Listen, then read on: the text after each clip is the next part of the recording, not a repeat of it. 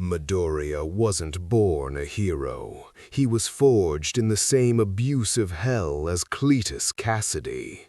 Broken and rejected, he doesn't want to save society. He wants to slaughter it. When Carnage finds this perfect vessel, the symbol of peace dies and a true monster rises. This is their blood-soaked revenge. Welcome, Legends, to Chronos Recom. I wrote this story myself, so if you have any suggestions or what-ifs you want to see, drop it in the comments below. Also, just wanted to let you know I've got a Patreon set up now for anyone who wants to support the channel directly. You can get early access to stories, submit direct fan requests, and get exclusive content. It's totally optional, but if you want to help keep these stories coming, check it out. Links in the description. And don't forget to subscribe, like, and hit that bell so you never miss an upload. Let's dive into this story. The first time Izuku Midoriya tried to kill her son, Izuku was 4 years old. He didn't understand why his mother's hands were wrapped around his throat, why her eyes held nothing but disgust as she squeezed. The kitchen tiles pressed cold against his back as consciousness faded, his small hands clawing uselessly at her wrists. She only stopped when a neighbor knocked on the door, her fingers releasing just enough for air to wheeze back into his lungs. Quirkless, she spat the word like poison. I gave birth to nothing. Izuku coughed and gasped, tears streaming down his cheeks, but he didn't cry out. He'd learned early that crying only made things worse. The diagnosis had come a week earlier. 4 years old and quirkless in a world where power defined worth. The doctor had delivered the news with clinical detachment, and Izuku had watched his mother's face transform from hope to horror to hatred in the span of seconds. His father, Hisashi, had said nothing during the drive home. The silence was worse than screaming. That night, Hisashi beat him for the first time. The blows came without warning, without explanation. Izuku curled into a ball on his bedroom floor as his father's fists rained down on his small body. Each impact sent waves of pain through his ribs, his arms, his legs. When it finally stopped, Hisashi stood over him, breathing heavily. "You're a disgrace," his father said, "a waste of space and resources." Then he left, closing the door behind him and locking it from the outside. Izuku lay there in the darkness, every breath agony, and wondered what he'd done wrong. He'd tried so hard to be good, to make them proud, to be the son they wanted. But nothing was enough. Nothing could change what he was, or rather, what he wasn't. The abuse became routine. Hisashi's beatings followed no pattern, no logic. Sometimes Izuku would be struck for making noise, sometimes for being too quiet, sometimes for simply existing in his father's line of sight. The man seemed to find release in violence, each session lasting longer than the last. Izuku learned to recognize the signs. The tension in his father's shoulders, the set of his jaw, the particular way he'd crack his knuckles before approaching. He learned to brace himself, to protect his vital organs, to endure. Inko's attempts on his life were less frequent, but more terrifying. She'd smother him with pillows while he slept. She'd lock him in closets for days without food or water. Once, she pushed him down the stairs, and Izuku only survived because he managed to grab the railing halfway down. She never apologized, never showed remorse. She simply looked at him with those empty, hateful eyes and walked away. The worst part wasn't the violence itself. It was the indifference. When Izuku broke his arm from one of his father's beatings, neither parent took him to the hospital. The bone set wrong, leaving a permanent crook in his forearm. When he developed pneumonia from being locked outside during a winter storm, they left him to recover or die on his own. He survived through sheer stubbornness, his small body racked with fever and chills for weeks. Food became a privilege, not a right. Izuku was given scraps, if anything at all. He learned to steal from the kitchen when his parents slept, to hoard crackers and stale bread in the ventilation shaft of his locked bedroom. His growth stunted, his ribs became visible through his skin, and his eyes developed the hollow look of chronic starvation. But still, somewhere deep inside, a spark of hope remained. Because this was a world of heroes. A world where the strong protected the weak, where justice prevailed, where people like All Might saved those who couldn't save themselves. Izuku had watched countless videos of hero rescues, had memorized their statistics and strategies, had believed with absolute certainty that heroes existed to help people like him. So at age 6, when the bruises covered so much of his body that he looked more purple than pale, Izuku made his first attempt to seek help. He approached Endeavor during a public appearance. The number 2 hero was signing autographs outside a convention center, surrounded by adoring fans. Izuku waited in line for hours, his stomach empty and cramping, his legs trembling from exhaustion. Like when he finally reached the front, he looked up at the towering man with desperate eyes. "Please," Izuku whispered, lifting his shirt to reveal the tapestry of bruises across his torso. "My parents, they hurt me. They're trying to kill me. Please help me." Endeavor glanced down at him, and for a moment, Izuku thought he saw something flicker in those hard eyes. But then the hero's expression closed off, becoming cold and dismissive. "Get out of here, kid. Stop wasting my time with attention-seeking lies." A security guard grabbed Izuku by the collar and threw him out of the line. He hit the pavement hard, scraping his palms raw. Around him, the crowd laughed. Someone called him a brat. Someone else said he should be ashamed, trying to defame heroes like that. Izuku limped home that day with his hope bleeding out of him like water through cupped hands, but he tried again, and again, and again. He approached Present Mike after a radio show. The hero ruffled his hair and told him to stop being so dramatic, little listener, before walking away. He flagged down a patrol of lower-ranked heroes and showed them the cigarette burns on his arms, his father's latest innovation in torture. They told him to stop bothering heroes with pranks and threatened to report him for filing false claims. He even managed to get close to All Might once, during a brief moment when the symbol of peace was between battles. Izuku had run up to him, tears streaming down his face, and grabbed the hero's cape. "Please, I need help. My parents are trying to kill me." All Might had smiled that famous smile, the one that appeared on posters and merchandise across the country, and patted Izuku's head. "Now, young man, I'm sure your parents love you very much. Sometimes discipline feels harsh, but it's for your own good. Be strong." Then he'd launched himself into the sky, leaving Izuku standing alone on the sidewalk. That night, Hisashi beat him so severely for embarrassing the family that Izuku lost consciousness. He woke up 12 hours later in a pool of his own blood. Something fundamental broke inside him then.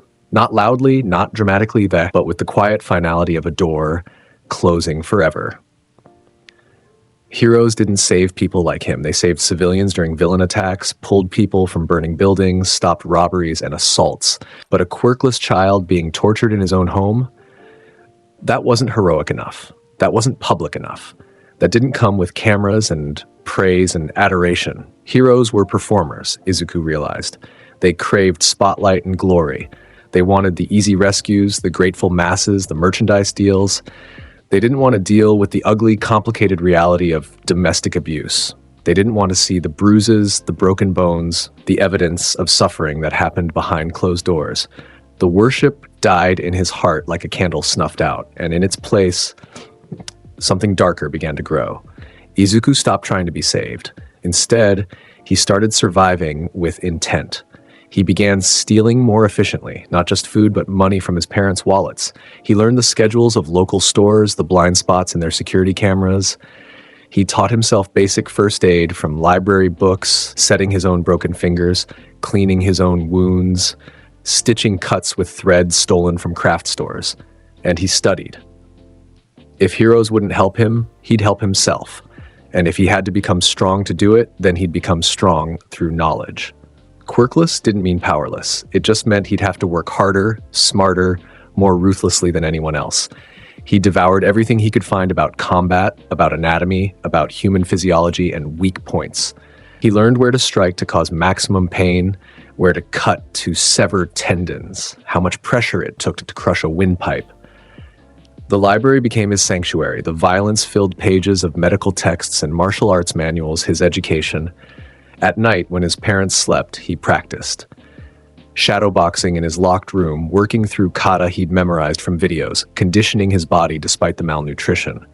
His movements were clumsy at first, uncoordinated, but desperation made for an excellent teacher. Every punch thrown was thrown with the memory of his father's fists. Every kick practiced with the image of his mother's hateful eyes. He was 8 years old and already planning murder. The thoughts came naturally now, sliding through his mind like silk. How would he do it? When? What would he use? His father was larger and stronger, but Izuku could be patient. He could wait for the right moment, the perfect opportunity. His mother was careless, distracted, convinced of her superiority over her useless son. That arrogance would be her downfall. Izuku didn't feel guilty about these thoughts. He felt liberated. Because heroes had failed him, society had failed him, and his own parents had tortured him for years simply for existing. The world had shown him exactly what it thought of the weak, the quirkless, the unwanted. It had shown him that mercy was a lie, that justice was a performance, that strength was the only language anyone actually understood, so he'd learned to speak it fluently. The years crawled by in a haze of pain and planning. Izuku grew taller but remained thin, his body scarred and hardened by constant abuse. His eyes, once bright green and full of hope, became cold and calculating. He smiled when expected, spoke when spoken to, played the role of the cowering victim perfectly. But inside, he was sharpening himself into a weapon. At age 10, Hisashi made a mistake. The man had been drinking heavily from the smell of him, and had decided that a beating wasn't enough entertainment for the evening. He'd brought a knife, a kitchen blade still stained with whatever he'd been cutting for dinner, and told Izuku that maybe carving useless into his son's skin would be a good reminder of his place. Izuku had other plans. He'd been preparing for this moment for years. A loose floorboard in his room hid a collection of improvised weapons, sharpened screwdrivers, a length of wire, a hammer stolen from the building's maintenance closet. When Hisashi grabbed him by the hair, Izuku moved. The screwdriver punched through his father's instep, the sharpened point sliding between bones with practiced precision. Hisashi screamed and stumbled backward, and Izuku was already moving, grabbing the hammer from where he'd hidden it under his mattress. The first blow caught Hisashi in the knee, shattering the joint. The second struck his wrist, and the knife clattered to the floor. The third, fourth, and fifth pulverized his father's face into an unrecognizable mass of blood and broken bone. Izuku didn't stop until the man stopped twitching. He stood over the corpse, breathing heavily, covered in blood. The hammer hung loosely in his grip, dripping red onto the bedroom floor. He should have felt something: horror, remorse, fear. Instead, he felt nothing but cold satisfaction, one down. Inko came home an hour later to find her son sitting calmly at the kitchen table, still covered in blood. Hisashi's body lay in the bedroom, visible through the open door. She froze, her eyes widening, her mouth opening to scream. Izuku was faster. He'd kept the knife, his father's knife, and it was already in his hand. The blade found her throat before sound could escape, severing her vocal cords in one smooth motion. She clutched at the wound, blood pouring between her fingers, her eyes filled with shock and the beginning of terror. "You tried to kill me," Izuku said quietly, watching her collapse to the floor. "Over and over, because I was quirkless, because I wasn't what you wanted, because I was easier to hurt than to love." Inko gurgled, drowning in her own blood. Izuku knelt beside her, his expression empty. "I begged heroes for help. I showed them what you did to me, and they didn't care." He tilted his head, studying her dying face with clinical detachment. "So I learned something important. The world doesn't punish evil. It just punishes weakness." He watched the light fade from her eyes, watched her hand fall limp to the floor, watched the pool of blood spread across the kitchen tiles where she'd once tried to strangle him. When it was done, Izuku stood, cleaned himself up, and packed a bag with the money he'd stolen over the years. He took a change of clothes, some food, and the knife. Then he walked out of the apartment and never looked back. The police would find the bodies eventually. They'd launch an investigation, search for suspects, probably assume a villain attack or home invasion. They wouldn't think to look for a 10-year-old boy. And Izuku had work to do. Because if heroes wouldn't protect the innocent, if society allowed monsters like his parents to exist unchecked, then someone needed to do something about it. Someone needed to show the world that consequences existed, that justice could be delivered by hands other than those of licensed heroes. Someone needed to become a monster to hunt monsters. Izuku spent the next year living in the shadows of the city, surviving through theft and careful planning. He slept in abandoned buildings, train stations, anywhere that provided temporary shelter. He ate from convenience store dumpsters and learned which restaurants threw out perfectly good food at closing time, and he hunted. The underground information networks were easier to access than he'd expected. Criminals talked, and if you knew where to listen, you could learn anything.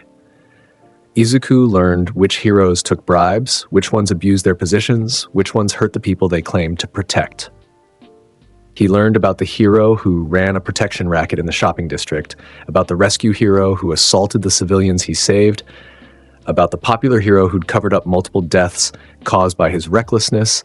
He became a ghost story whispered in dark alleys. The quirkless killer, they called him. A child who appeared without warning, struck without mercy, and vanished before anyone could respond. His first target was a hero called Rushing, a speedster who'd been taking payments from the Yakuza to look the other way during their operations. Izuku tracked him for weeks, learning his patterns, his roots, his vulnerabilities. When the moment came, he struck with the efficiency of someone 3 times his age. The wire trap caught Rushing at the ankles while he was running at full speed, sending him tumbling into an alley. Before the hero could recover, Izuku was on him, the knife finding the gap between chest plate and gorget. The speedster bled out in under a minute, eyes wide with shock that a child had killed him. Izuku left a note pinned to the body, "Heroes are supposed to protect people." The next target was Smokescreen, a hero who'd been using his quirk to rob the civilians he rescued during fires. Izuku rigged a building with accelerant, set a small fire to draw the hero in, and collapsed the structure on top of him. The man burned alive, screaming for help that never came. Another note: "You were supposed to save them." One by one, Izuku hunted down the corrupt, the abusive, the ones who wore hero licenses like shields against consequences. He was methodical, patient, thorough. Each kill was planned down to the smallest detail, executed with cold precision. He made mistakes, close calls where he barely escaped, injuries that took weeks to heal, but he learned from each one. The media went into a frenzy, a killer targeting heroes, and no one could catch him. The police launched task forces. Hero agencies increased security, but they were looking for a villain, someone with a powerful quirk and professional training. They weren't looking for a starving child with a knife and nothing left to lose. Izuku was 11 when he met Stain for the first time. The hero killer found him in an abandoned warehouse, wounded from a close call with a hero patrol. Izuku had his knife raised, ready to fight. Despite the gash in his side that wouldn't stop bleeding, Stain lowered his own blade and studied the boy with those intense, bloodshot eyes.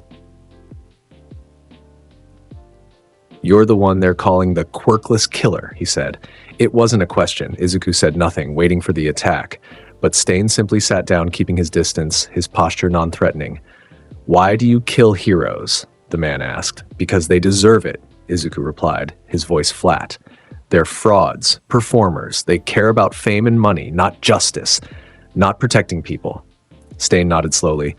"You've seen the truth, the rot at the heart of hero society." He paused, then asked, "But what about the real heroes, the ones who genuinely try to help?" "There are no real heroes," Izuku said. "I learned that when I was 6. I showed them my bruises, my burns, my broken bones. I begged them to save me, and they all walked away." Something like understanding passed through Stain's expression. "I see. You weren't saved, so you stopped believing anyone could be. Belief is for children." Izuku's grip on his knife tightened. "I learned to rely on myself, and I learned that the only justice in this world is the kind you take with your own hands." They talked for hours that night. Stain shared his ideology, his vision of a world where only true heroes existed, where the frauds were purged and only the worthy remained. Izuku listened, but didn't agree with all of it.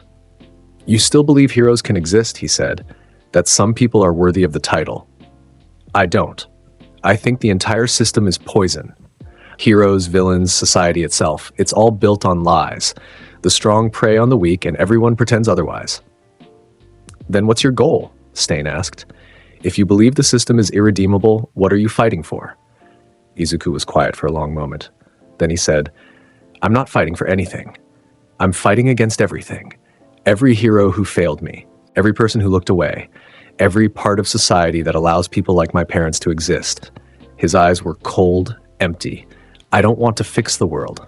I want to burn it down.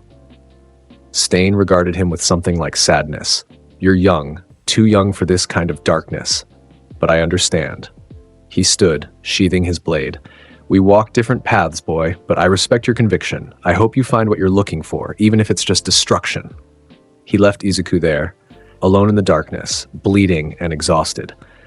They never met again, but the conversation stayed with Izuku. Stain still believed in something, still held on to the idea that heroes could be worthy of the title. That faith, however twisted, was a weakness. Izuku had no such weakness. He believed in nothing but power and the truth it revealed. The next 6 months were the most productive of his campaign. He refined his techniques, expanded his targets, and became increasingly bold. He started leaving longer messages with the bodies, manifestos explaining exactly why each hero had died, what crimes they'd committed, what lies they'd told. The public response was mixed. Some called him a terrorist. Others whispered that maybe he had a point, that maybe some heroes did deserve to be held accountable. The hero agencies cracked down harder, increasing patrols, improving security, hunting him with growing desperation. But Izuku was always one step ahead. Until he wasn't. Aizawa caught him during what should have been a routine kill. The underground hero had been tracking him for months, analyzing his patterns, predicting his next move.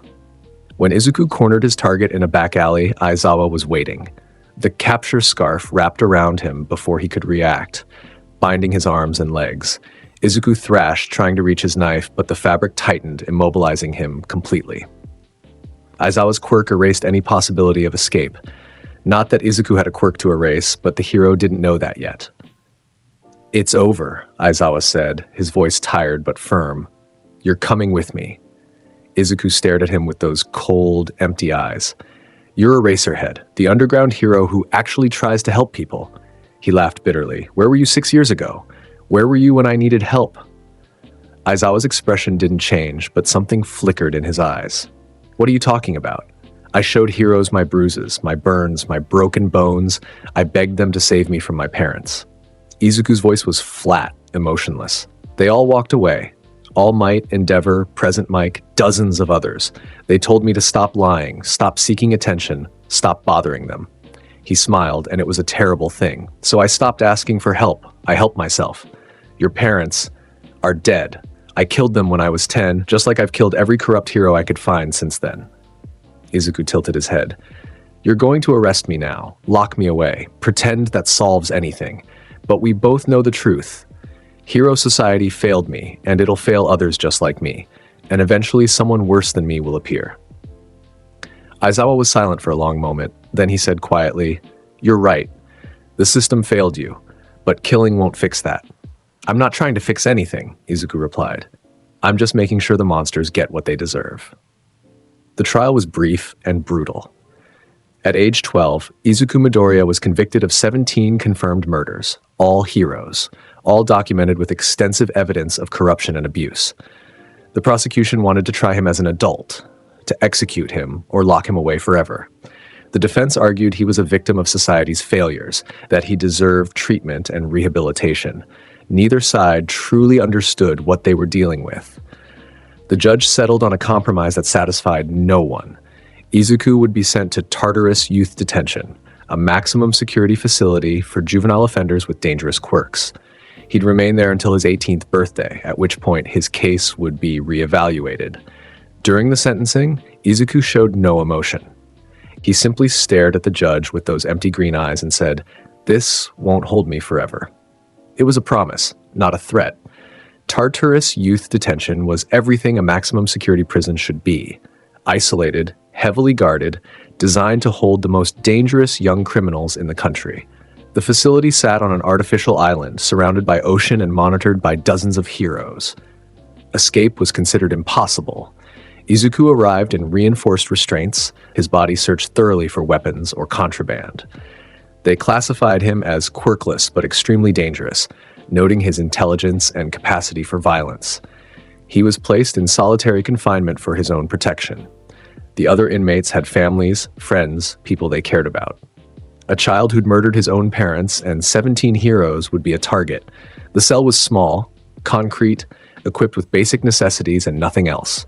A bed, a toilet, a sink. Cameras monitored his every move. Guards checked on him every hour. Meals were delivered through a slot in the door. Izuku adapted. He established a routine. Exercise in the morning, meditation in the afternoon, planning in the evening. He did push-ups, sit-ups, squats, anything to maintain his physical condition despite the limited space. He ran through combat scenarios in his mind, refining techniques, identifying weaknesses in his past performances, and he waited. The first few months were the hardest. The isolation wore on him, the endless silence broken only by guard rotations and meal deliveries, but Izuku had spent most of his life alone, had learned to survive inside his own head. The loneliness was familiar, almost comfortable.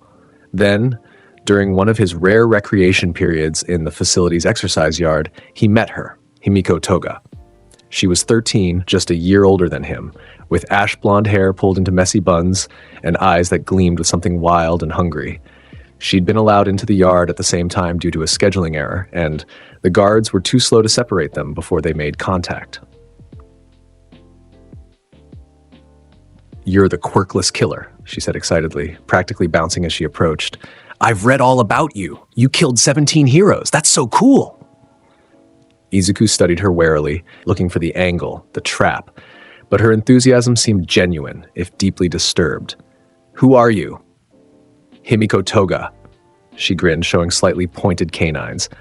"I'm here because I drank someone's blood and everyone freaked out about it. They said my quirk makes me dangerous, that I can't control my urges." She leaned in conspiratorially. "But between you and me, I can control them just fine. I just don't want to." Something about her honesty was refreshing.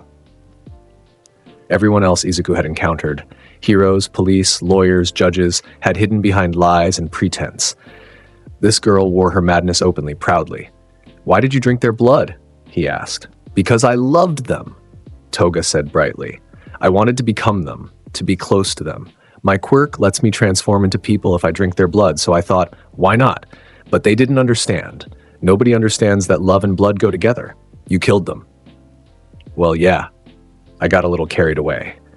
She shrugged, completely unbothered. "But that's what love is, right? Consuming, all-encompassing. If you really love someone, you want to become one with them." Izuku found himself almost smiling. "That's insane." "So is killing your own parents," Toga countered cheerfully. "So is hunting down heroes and leaving notes on their corpses. We're both insane. Isn't it great?" The guards separated them after that, dragging Toga back to her cell while she waved enthusiastically. But the damage was done.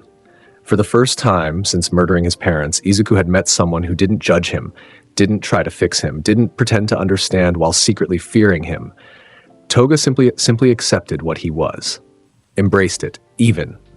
The facility's administrators realized their mistake and made sure it never happened again.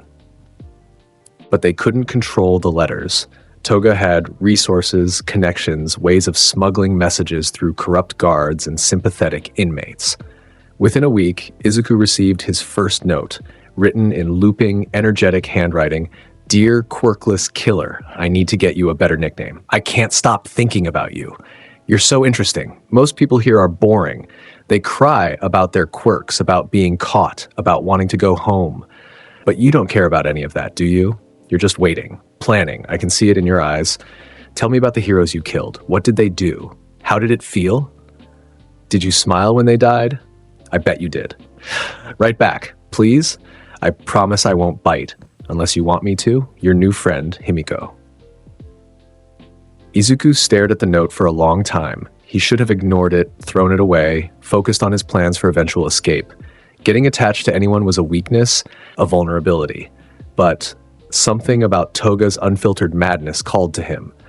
She was the first person who'd ever looked at him and seen something other than a victim or a monster. She saw an equal, someone as broken and sharp-edged as herself, so he wrote back. Their correspondence became the highlight of Izuku's imprisonment. Toga's letters were chaotic, jumping between topics with manic energy. She told him about her life before the facility, about her quirk awakening, about the first time she'd tasted blood and felt complete. She asked him questions, dozens of them, about his kills, his philosophy, his plans for the future. Izuku's responses were more measured, carefully worded. He told her about his parents, about the abuse, about being failed by heroes. He described his methodology, the way he'd tracked and eliminated his targets. He shared his worldview, his belief that society was fundamentally broken and deserved to burn. Toga devoured every word. "You understand," she wrote after several months of correspondence. "Everyone else says I'm wrong for wanting to express my love the way my quirk demands. They say I should suppress it, control it, pretend I'm normal. But you get it. The world wants us to be something we're not. They want to fix us, change us, make us fit their idea of acceptable. But we're perfect the way we are, aren't we? We're honest. We're free. We don't pretend to be heroes when we're really just doing what feels good. I wish I could see you again. Talk to you in person. Do you think about me? I think about you all the time, about your eyes, how empty and cold they are, about your hands covered in blood, about what it would be like to taste you, to become you, to understand you completely. Is that weird? I don't care if it is. Love, Himiko." Izuku read that letter 3 times before responding. Something in her words resonated with him, touched a part of himself he'd thought completely dead. Toga wasn't just accepting him, she was celebrating him. She saw his darkness and wanted to dive into it with him. He wrote back, "Yes, I think about you." Those 5 words changed everything. Their letters became more frequent, more intimate. They shared their darkest thoughts, their most violent fantasies, their dreams of a world that would accept them as they were. Toga told him about her quirk in detail, about the rush of transformation, about how she could become anyone she wanted if she just had enough blood. Izuku told her about his plans, the improvements he'd make to his methodology, the targets he'd hunt when he eventually escaped. He told her things he'd never told anyone, about the nightmares he still had sometimes, about his parents' faces in his dreams, about the hollow feeling in his chest that never quite went away. "You're not hollow," Toga wrote back. "You're full of rage and pain and potential. You're a weapon that the world sharpened through suffering. And weapons are beautiful, Izuku. They're honest about what they are and what they do. I want to be your weapon too. I want to help you burn everything down. When I get out of here, I'm going to find you. And we'll paint the world red together." But Toga's release came sooner than expected. At 13, she was still considered potentially rehabilitable. The government didn't want the bad publicity of executing a teenager, and Tartarus youth detention was expensive to maintain. A deal was struck. Toga would be transferred to a psychiatric facility for treatment, with the possibility of eventual reintegration into society if she showed improvement. Izuku learned about it from the guards, who seemed relieved to be rid of her. He felt something crack inside his chest, a splintering sensation that he couldn't quite identify. Toga was leaving. The only person who understood him, who accepted him, who saw something worth caring about in his darkness. She was being taken away. He received one final letter the day before her transfer. "Izuku, they're moving me tomorrow. Some hospital where they'll try to fix me, make me normal. We both know that won't work. I'm not broken, I'm just different. But this isn't goodbye. I promise you, this isn't goodbye. I'm going to escape. I'm going to find people who appreciate what I am, who will help me be free. And when I do, I'm coming back for you.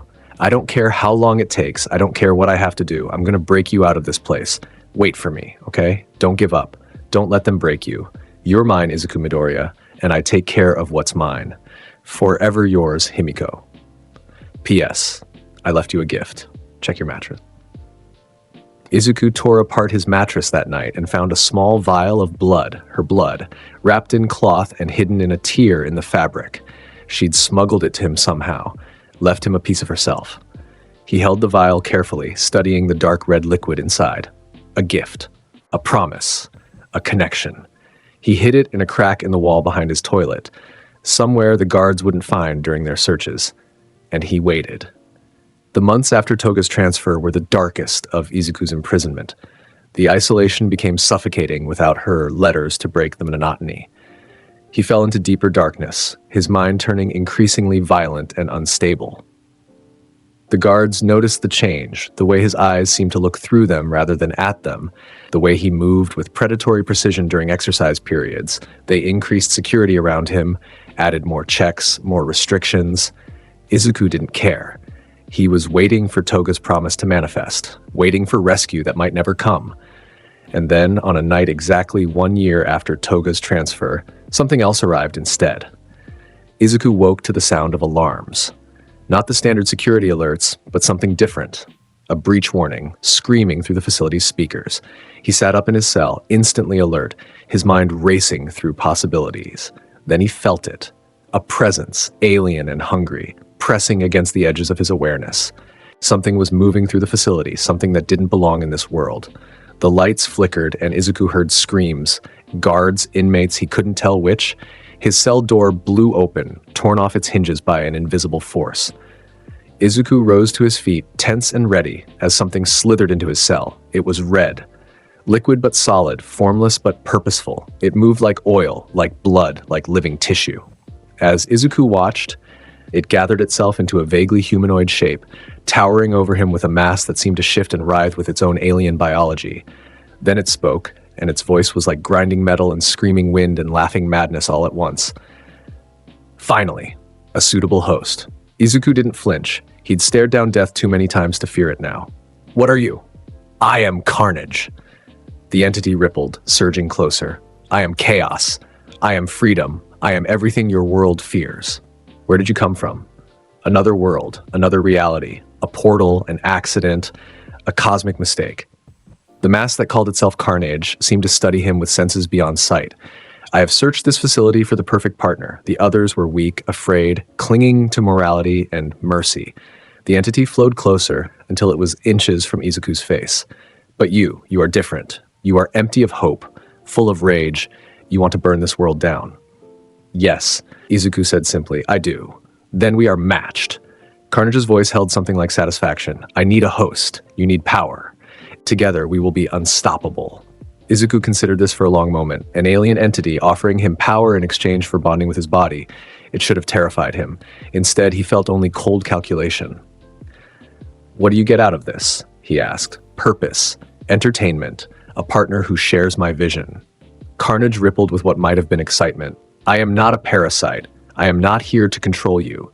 I want a symbiosis. Two beings, one goal. Chaos, carnage, the freedom that comes from absolute destruction. You want to kill. I want to be free. And freedom, true freedom, requires the destruction of all chains. Moral, social, physical." The entity paused. "You understand this. You've lived it. Your parents chained you with abuse. Heroes chained you with their hypocrisy. Society chained you with its rules. And you're offering to break those chains. I'm offering to be the weapon that breaks everything." Izuku thought about Toga, about her promise to rescue him. Thought about the heroes who'd failed him, the society that had created monsters like his parents. Thought about the rage that had sustained him through years of torture and isolation. "If we do this," he said slowly, "I'm not your puppet. We're partners. Equals. We decide together." Agreed. Carnage surged forward. "Together, we will show this world what true carnage means." The bonding happened in seconds. The red mass flowed over Izuku's body, seeping into his skin, his bloodstream, his very cells. He expected pain, violation, the feeling of being overtaken.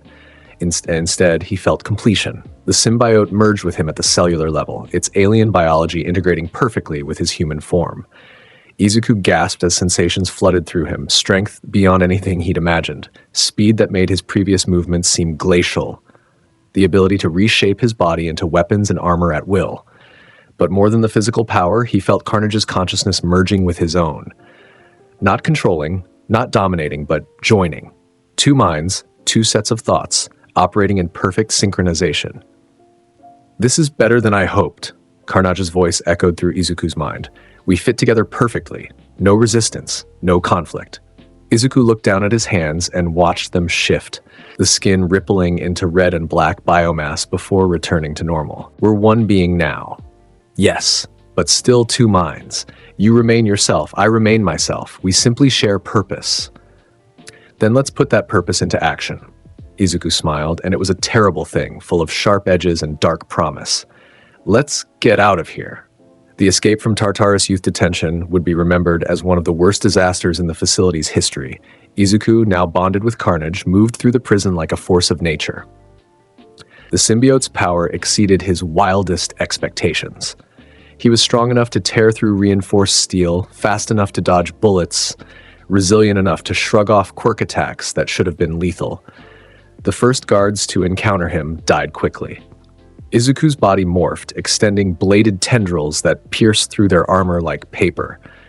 Blood sprayed across the corridor walls as he carved through them with surgical precision. Carnage laughed in his mind, delighting in the violence, in the freedom to finally unleash itself. More, the symbiote urged. Show them what we are. Izuku obliged. He moved deeper into the facility, no longer sneaking but striding openly through the corridors. More guards appeared, heroes among them, called in for the emergency. They attacked with quirks, fire, ice, telekinesis, energy blasts. None of it mattered. The symbiote adapted. Fire washed over Izuku's body, and he felt the heat felt Carnage recoil slightly, but they pushed through it. The flames couldn't burn fast enough to overcome their regeneration. Ice shattered against hardened biomass armor. Telekinetic force was absorbed and redirected. You're weak. Carnage's voice boomed from Izuku's throat, deeper and more distorted than his normal speech. All of you, hiding behind rules and regulations, pretending your quirks make you special. A hero tried to grab him with enhanced strength. Izuku's arm transformed into a massive blade and severed the man's hand at the wrist. The hero screamed, stumbling backward, and Izuku kicked him through a wall with enough force to shatter concrete. I learned something important, Izuku said, his voice calm despite the carnage around him. Power isn't about quirks. It's about will, about being willing to do what others won't. He extended tendrils in all directions, skewering 3 guards simultaneously. Their bodies jerked and spasmed as he lifted them off the ground, then flung them aside like broken dolls. And I'm willing to do anything. The warden activated the facility's lockdown protocol, sealing blast doors throughout the complex. It bought them seconds. Izuku punched through the first door, his fist transformed into a massive hammer that crumpled the reinforced metal. The second door he simply flowed through, Carnage separating his body into liquid biomass that slid through the gaps before reforming on the other side. By the time he reached the main control room, the body count had exceeded 50. The warden and her remaining security team made their last stand there, surrounded by monitors showing the destruction Izuku had carved through their facility. She was a hero, specializing in barriers and force fields, and she threw everything she had at him. Translucent walls of energy slammed into Izuku from all sides, trying to contain him, crush him. For a moment, they actually held. Then Carnage surged, and the symbiote's mass expanded explosively, shattering the barriers like glass.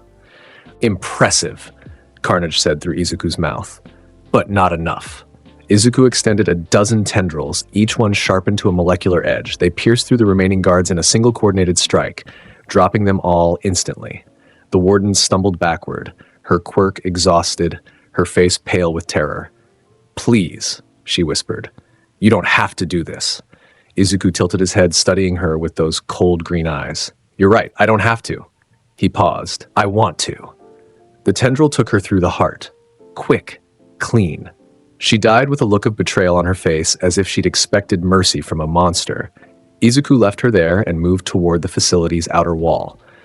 The ocean lay beyond, thousands of feet of water separating the island from the mainland. For a normal person, it would be an impossible crossing. For Izuku and Carnage working together, it was merely inconvenient. He burst through the wall in an explosion of concrete and rebar. The symbiote formed into massive wings, letting him glide across the water's surface. Where he couldn't glide, he ran, the biomass forming into web-like structures that let him literally run on water. Behind him, Tartarus Youth Detention burned. Alarms screamed into the night. Heroes were already being mobilized for pursuit. But Izuku was already gone, disappearing into the darkness with speed no one could match. He made landfall an hour later, collapsing on a beach far from any major city. The symbiote receded, returning to its dormant state within his body, and Izuku lay there breathing heavily. The bonding had taken a toll, the sudden influx of power leaving him exhausted. Rest, Carnage whispered in his mind. We have time. We have power. We have everything we need. Not everything, Izuku said quietly, thinking of Toga. Not yet. He rested for 3 days, hiding in an abandoned warehouse while his body fully adapted to the symbiote. During that time, he and Carnage talked, getting to know each other, understanding the full extent of their new capabilities. The symbiote explained its nature, a living alien organism that bonded with hosts, granting them incredible power in exchange for partnership. In its home dimension, there had been others like it, but Carnage was different. More violent, more chaotic, less concerned with the moral limitations that constrained its kin.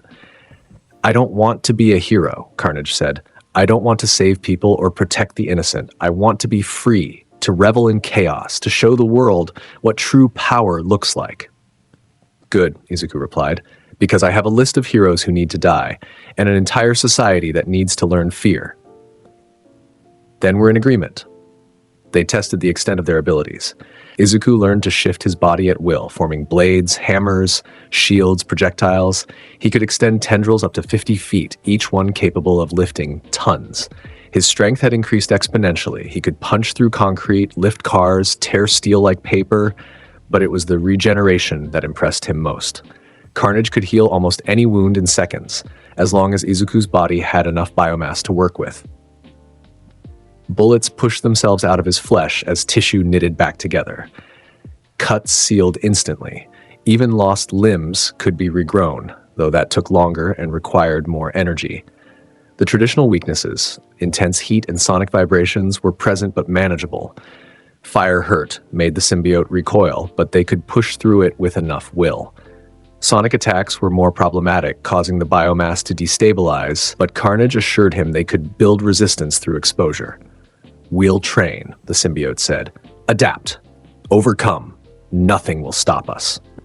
On the fourth day, Izuku emerged from hiding and began his search for Toga.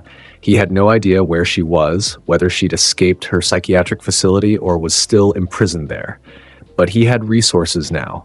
Carnage could interface with electronic systems, sliding through wiring to access computers and databases. They hacked into government networks, searching for any information about Himiko Toga. The trail led them to a psychiatric hospital in the outskirts of Kyoto. Records showed that Toga had been a model patient for exactly 3 months before escaping during a transfer. She'd killed 2 orderlies and a guard, then vanished into the city. That had been 4 months ago. Since then, there had been sporadic reports of her involvement in various crimes. Blood-draining incidents, identity theft, murders that matched her psychological profile. But nothing concrete, nothing that led to her current location. Izuku expanded his search, looking for patterns, connections, anything that might point him in the right direction. And that's when he found it. A reference in an underground forum, a whisper about a new organization recruiting powerful individuals with grudges against Hero Society, the League of Villains. The name meant nothing to him, but the description caught his attention. A group dedicated to destroying the current hero system, led by someone called Tamura Shigaraki. They operated from the shadows, recruiting those who'd been failed or hurt by society, building an army to challenge the status quo. It was exactly the kind of organization Toga would be drawn to. Izuku dug deeper, using Carnage's abilities to trace the forum's hidden servers, track the users, map the web of connections. It took him 2 weeks, but he finally found a lead. An abandoned bar in a rundown district of Kamino. Known to be associated with villain activity, he arrived at night, Carnage forming a hooded cloak around his body to hide his features. The bar looked abandoned from the outside, its windows dark and door locked. But Izuku could sense movement inside, could hear voices through the walls. He didn't bother knocking. The door exploded inward as he kicked it off its hinges, stepping into the dim interior with predatory confidence. The bar's occupants reacted instantly. A figure made of dark mist materialized, taking a defensive posture. A pale-haired man with hands covering his body tensed, his fingers twitching toward his face. And there, standing near the back of the room, was Toga. She looked different than she had in prison. Her hair was longer, her clothes more refined, a school uniform modified with a twisted sense of style. But those eyes were the same, gleaming with manic energy and barely contained violence. Their gazes met across the room, and Toga's entire face lit up with joy. "Izuku!" She crossed the distance between them in a single leap, throwing her arms around him with enough force to stagger a normal person. Izuku caught her easily, his symbiote-enhanced strength making her weight negligible. She buried her face in his chest, laughing and crying at the same time. "You escaped! You really did it. I knew you would. I knew you'd find me." "I promised you," Izuku said quietly, his arms tightening around her. "I'm not leaving you again." The man with hands covering his body, Shigaraki, Izuku assumed, scratched at his neck irritably. "Toga, who is this? How did he find us?" Toga pulled back just enough to grin at her leader. "This is Izuku Midoriya, the quirkless killer. I told you about him, remember? We were in Tartarus together." The mist figure, Kurogiri, based on the way Shigaraki addressed him, studied Izuku carefully. "The boy who escaped from Tartarus youth detention 2 weeks ago. The one who killed 73 people during his breakout." 74, Izuku corrected. "I killed a hero on the way here. She tried to stop me." Shigaraki's scratching intensified. "You're quirkless. How did you escape? How are you killing heroes without a quirk?" In response, Izuku let Carnage flow across his body. The red and black biomass covered him like living armor, forming blades and tendrils that writhed in the air. His eyes turned black and white, predatory and alien. "I'm not quirkless anymore," he said, his voice distorted by the symbiote. "I'm something better." Shigaraki stared at him for a long moment, then started laughing, a scratchy, unsettling sound. "Perfect. This is perfect. Sensei will be pleased." "Sensei?" Izuku asked, the symbiote receding slightly. "Our benefactor, the one who gave us purpose, resources, a mission." Shigaraki's red eyes gleamed behind the hand covering his face. "We're building an army to destroy Hero Society, to show the world that heroes are frauds, that All Might is a false symbol, that everything they believe is a lie." "I'm listening." They talked for hours that night. Shigaraki explained his vision, a world where heroes were exposed as the hypocrites they were, where the strong ruled without pretense, where society's lies were burned away. He talked about his master, the mysterious sensei, who'd saved him from the streets and given him purpose. He talked about recruiting powerful villains, about building an organization that could challenge the hero system itself. Izuku listened carefully, analyzing the plan, identifying strengths and weaknesses. Shigaraki was passionate but unfocused, his hatred of heroes genuine, but his methods still developing. The League of Villains was in its infancy, barely more than a handful of members with grand ambitions, but the resources were real. Kurogiri's warp quirk alone was invaluable for mobility and escape. And if this sensei was as powerful as Shigaraki claimed, the League might actually have a chance of accomplishing something meaningful. "So what do you want from me?" Izuku asked finally. "Your power, your experience, your willingness to kill." Shigaraki leaned forward. "Toga says you understand what's wrong with this world, that you've already been hunting down corrupt heroes. Join us. Help us tear down the current system." Izuku considered this. Joining a villain organization meant compromise, meant working with others, meant giving up some of his autonomy, but it also meant resources, information, support, and most importantly, it meant staying close to Toga. "I'll join," he said, "but I have conditions." Shigaraki's scratching paused. "What conditions?" "I don't take orders. I work with you, not for you. You want to plan an attack, fine. You want to recruit someone, fine. But don't tell me what I can or can't do." Izuku's eyes were cold. "I'll help your cause because it aligns with mine. But the moment it doesn't, I walk away." "And if I say no?" Carnage surged across Izuku's body again, tendrils extending toward Shigaraki with clear threat. "Then I kill you and take Toga with me. Your choice." The tension in the room was thick enough to cut. Kurogiri moved slightly, positioning himself to warp Shigaraki to safety if necessary. Toga watched with bright, excited eyes, clearly enjoying the confrontation. Then Shigaraki laughed again. "I like you. You're honest about what you are. No pretense, no heroic bullshit." He extended a hand, careful to keep his pinky finger raised. "Welcome to the League of Villains, Izuku Midoriya. Try not to kill me in my sleep." Izuku shook his hand. "No promises." The next few months were productive. Izuku integrated into the League, learning about their operations, their goals, their resources. Shigaraki's master, All for One, remained a mysterious figure who communicated only through Kurogiri, but his support was undeniable. Money, equipment, information, anything the League needed appeared as if by magic. Izuku used the resources to continue his training. He pushed Carnage to its limits, testing the boundaries of their combined power. They worked on overcoming the symbiote's weaknesses, exposing themselves to gradually increasing levels of heat and sound until they could function through pain that would have forced separation weeks earlier. He also trained with Toga. Her quirk, Transform, let her become anyone whose blood she'd consumed.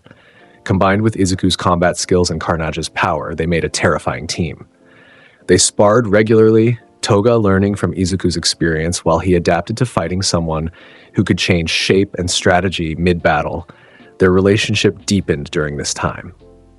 Toga's affection for him was obvious, expressed through constant physical contact and increasingly bold declarations. Izuku found himself responding in ways he'd never expected, protecting her during missions, seeking her out during downtime, actually caring whether she lived or died. "I love you," she told him one night, curled up against his side in the League's hideout. "I know that's probably weird, considering we're both murderers and psychopaths, but I do. You're the only person who's ever understood me." Izuku ran his fingers through her hair, considering his response. Love was a concept he'd thought himself incapable of after his parents' abuse, but what he felt for Toga was different from anything he'd experienced. A fierce protectiveness, a desire to be near her, a willingness to burn the world down if anyone hurt her. Maybe that was love. Or maybe it was just obsession wearing love's mask. Either way, it was real. "I love you too," he said quietly, "in whatever way I'm capable of loving anyone." Toga beamed up at him. "That's all I need." The League grew during this period, recruiting new members with powerful quirks and grudges against society. Dabi joined, a fire user with burns covering his body and a hatred for heroes that matched Izuku's own. Twice came next, a man with a split personality and the ability to create copies of himself and others. Magni, Mr. Compress, Spinner. Each brought unique abilities and shared resentment toward the hero system. Izuku observed them all, analyzing their capabilities, identifying how they could be useful. But he remained apart, never quite integrating fully into the group. He was there for Toga and for his own goals. The League was a means to an end, nothing more.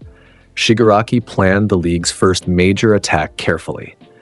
They would strike at the USJ, the Unforeseen Simulation Joint, a training facility used by UA High School.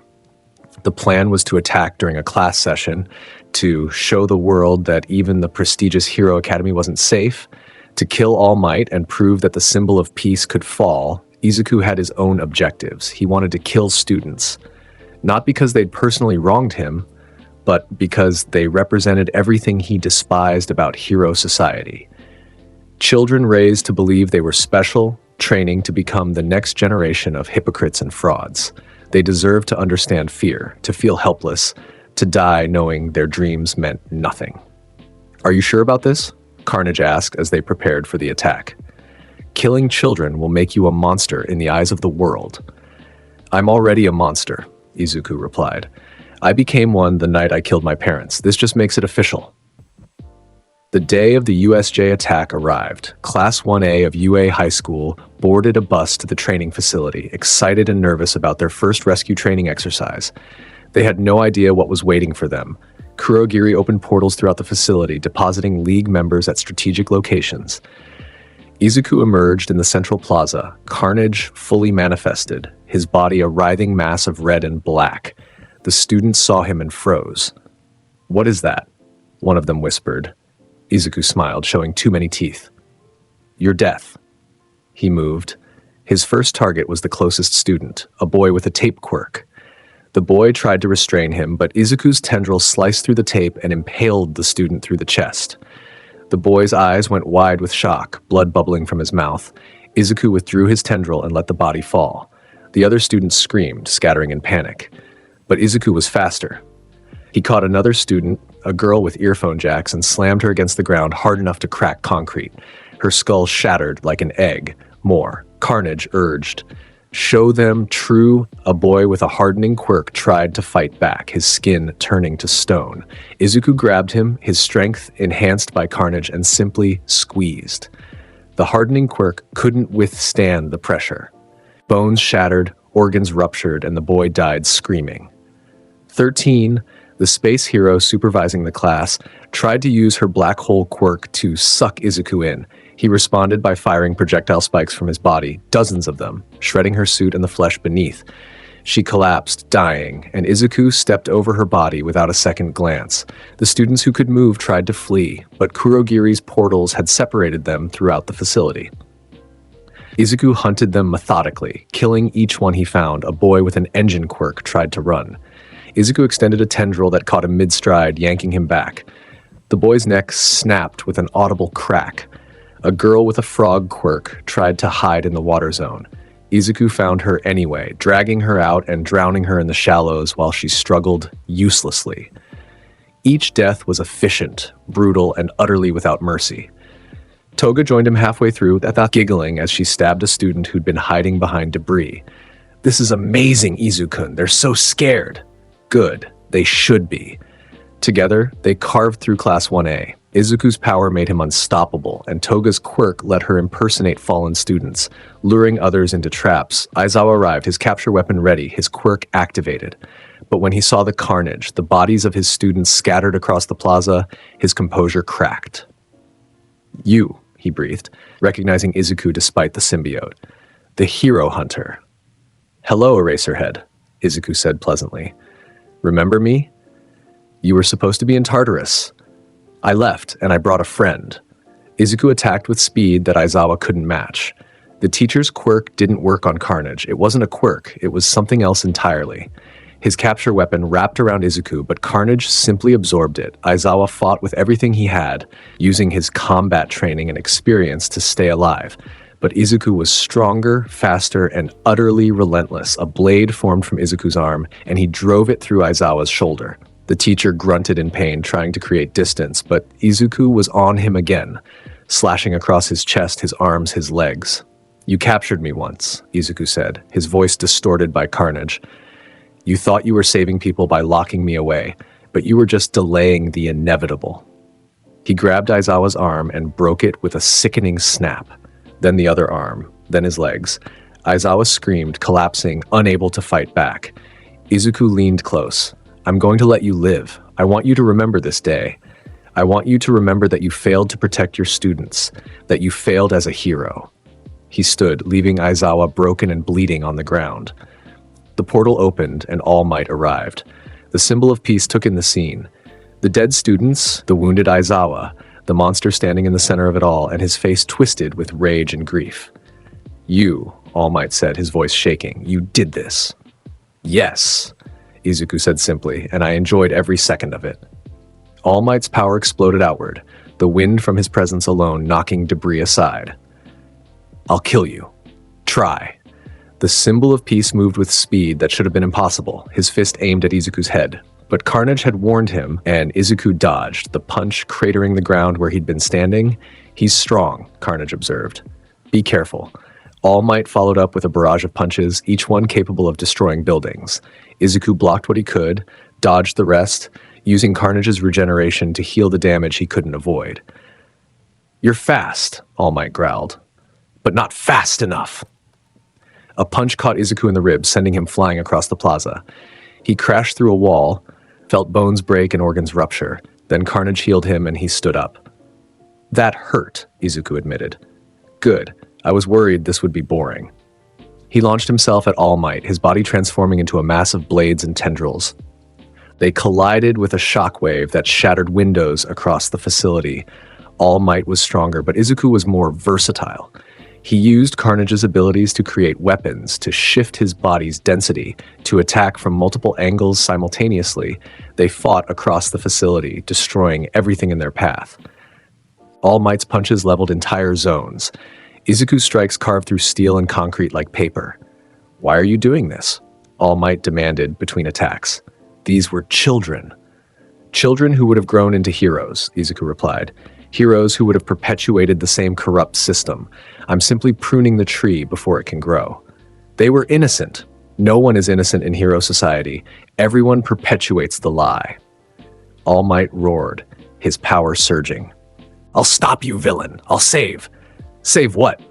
Izuku interrupted. "The students are already dead. Aizawa is crippled. You've failed, All Might, just like you fail everyone who doesn't fit your narrow definition of worth." The words struck deeper than any physical blow. All Might's attacks became wilder, more desperate. And that's when Izuku saw his opening. He formed his arm into a massive blade and drove it through All Might's guard, catching the hero's left arm. Carnage's edge was sharper than any material in this world, sharper than steel, sharper than diamond. It cut through flesh and bone like they were nothing. All Might's arm fell to the ground, severed at the shoulder. The symbol of peace screamed, staggering backward, blood pouring from the wound. His power flickered, his heroic form wavering. Izuku stood before him, holding the severed arm. "I told you I could do it." "You... monster," All Might gasped. "Yes, I am, and there's nothing you can do to stop me." He moved to finish it, to kill the symbol of peace right there, but Kurogiri's portal appeared. "We need to leave," the Mist villain said urgently. "Pro-heroes are arriving from all over the city. We can't fight them all." Izuku hesitated. He wanted to kill All Might, wanted to watch the symbol of peace die knowing he'd failed. "We can kill him later," Carnage suggested. "Right now, tactical retreat is smarter." Izuku looked at All Might one last time. "I'll let you live. For now. Use this time to prepare, because the next time we meet, I'm going to finish what I started." He stepped through the portal, and the League escaped. Behind them, heroes arrived to find a massacre. 13 dead. Aizawa critically wounded, All Might missing an arm and barely conscious. And 13 students from Class 1A dead, their bodies scattered across the USJ like broken dolls. The media coverage was instant and overwhelming. Every news channel showed footage of the aftermath, the reporters struggling to find words for the horror. "This is the worst attack in UA's history," one anchor said, her voice shaking. 13 aspiring heroes dead, the symbol of peace mutilated, and the villain responsible has escaped. They showed Izuku's face, the boy who'd killed 7 heroes at age 11, who'd escaped from Tartarus, who'd now murdered students in cold blood. "The hero hunter has evolved," another reporter declared. "He's no longer targeting just heroes. He's attacking the very foundation of hero society." Japan was in chaos. Parents pulled their children from hero schools. Heroes quit in droves, unable to cope with the knowledge that a monster like this existed. The Hero Public Safety Commission called emergency meetings, demanding answers. At the League's hideout, Izuku watched the news with satisfaction. "We did it," Toga said, snuggling against him. "We really did it." "This is just the beginning," Izuku replied. "We showed them they're not safe. We showed them that hero society can't protect anyone." Shigaraki was less pleased. "You went too far. The heat on us now is..." "Exactly what we wanted," Izuku interrupted. "Fear is a weapon, and we just deployed it perfectly. Hero society will tear itself apart, trying to find us, trying to protect themselves. They'll make mistakes, get sloppy, and we'll be there to exploit every weakness. You're a natural strategist," Carnage observed. "Together, we will reduce this world to beautiful chaos." "Yes," Izuku agreed. "We will." In the days following the USJ attack, the League went underground. They moved locations constantly, avoiding heroes and law enforcement. But Izuku continued to plan, to scheme, to prepare for the next phase. He'd tasted All Might's blood when he severed the hero's arm. That meant something to Carnage, something important. "I've analyzed his cellular structure," the symbiote explained. "His power is artificial, passed down through generations." "Interesting. Can we copy it?" "No. But we can use the information against him. I know his weaknesses now, his limitations. Next time we kill him." Toga practiced with her quirk, using blood samples from the dead students to perfect their disguises. "I can be any of them now," she said proudly. "We can infiltrate anywhere." The other League members were wary of Izuku now. They'd seen what he was capable of, the complete lack of mercy or hesitation. Even Shigaraki was careful around him, recognizing that Izuku was a weapon that couldn't be fully controlled. But Izuku didn't care about their fear or respect. He had one goal, the complete destruction of hero society. And with Carnage at his side and Toga by his side, he had everything he needed to achieve it. Late at night, Izuku stood on a rooftop overlooking the city. Carnage rippled across his skin, sensing his thoughts. "You're thinking about the future," the symbiote observed. "Yes. This world worships heroes, treats them like gods. But they're just people, flawed, selfish, hypocritical people. I'm going to tear down their pedestals and show everyone the truth. And then we rebuild. A world where strength matters more than perception, where people are honest about their nature. A world where monsters like us can exist without hiding. A world of carnage. Yes. Toga appeared beside him, her footsteps silent. What are you thinking about? The future. What does it look like? Izuku smiled, looking out at the city lights. Red. The news continued to broadcast updates about the USJ attack. All Might had survived the loss of his arm, but his power was diminished. He could barely maintain his hero form for more than a few minutes now. The symbol of peace was broken. Aizawa would never fight again. His injuries were too severe, his body too damaged. He retired from hero work, haunted by the faces of the students he'd failed to protect. The families of the dead students demanded justice, demanded answers. How could this happen? How could UA, the premier hero school, allow such a tragedy? The Hero Public Safety Commission blamed villains, blamed the League, blamed anyone except the systemic failures that had created this situation. But some people saw the truth. They saw that hero society was built on a foundation of lies and inequality, that it only served those deemed worthy by arbitrary standards. And they began to question everything. Izuku watched the cracks forming in hero society's facade and smiled.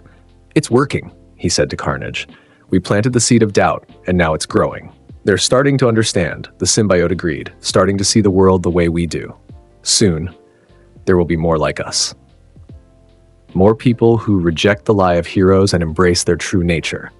And then we won't be monsters anymore. We'll be the new normal." The League's next target was already being planned. Shigaraki wanted to attack the summer training camp, to kill more students and further destabilize Hero Society. Izuku had a different idea. "We should target the Hero Billboard chart ceremony," he suggested during a meeting. "Kill the top heroes in front of the entire country. Show everyone that even the strongest can fall." "Too risky," Kurogiri objected. "The security will be meaningless," Izuku interrupted. "Carnage can bypass any security system, and my strength is enough to fight multiple top heroes simultaneously." "You're that confident?" Dabi asked skeptically. "Test me." They didn't. The USJ attack had proven Izuku's capabilities beyond any doubt. The planning continued, strategies forming and reforming as they prepared for the next phase of their war against Hero Society. Toga helped, her tactical mind sharper than people gave her credit for. Together, she and Izuku made a formidable team. His ruthlessness combined with her cunning created plans that even Shigaraki had to admire.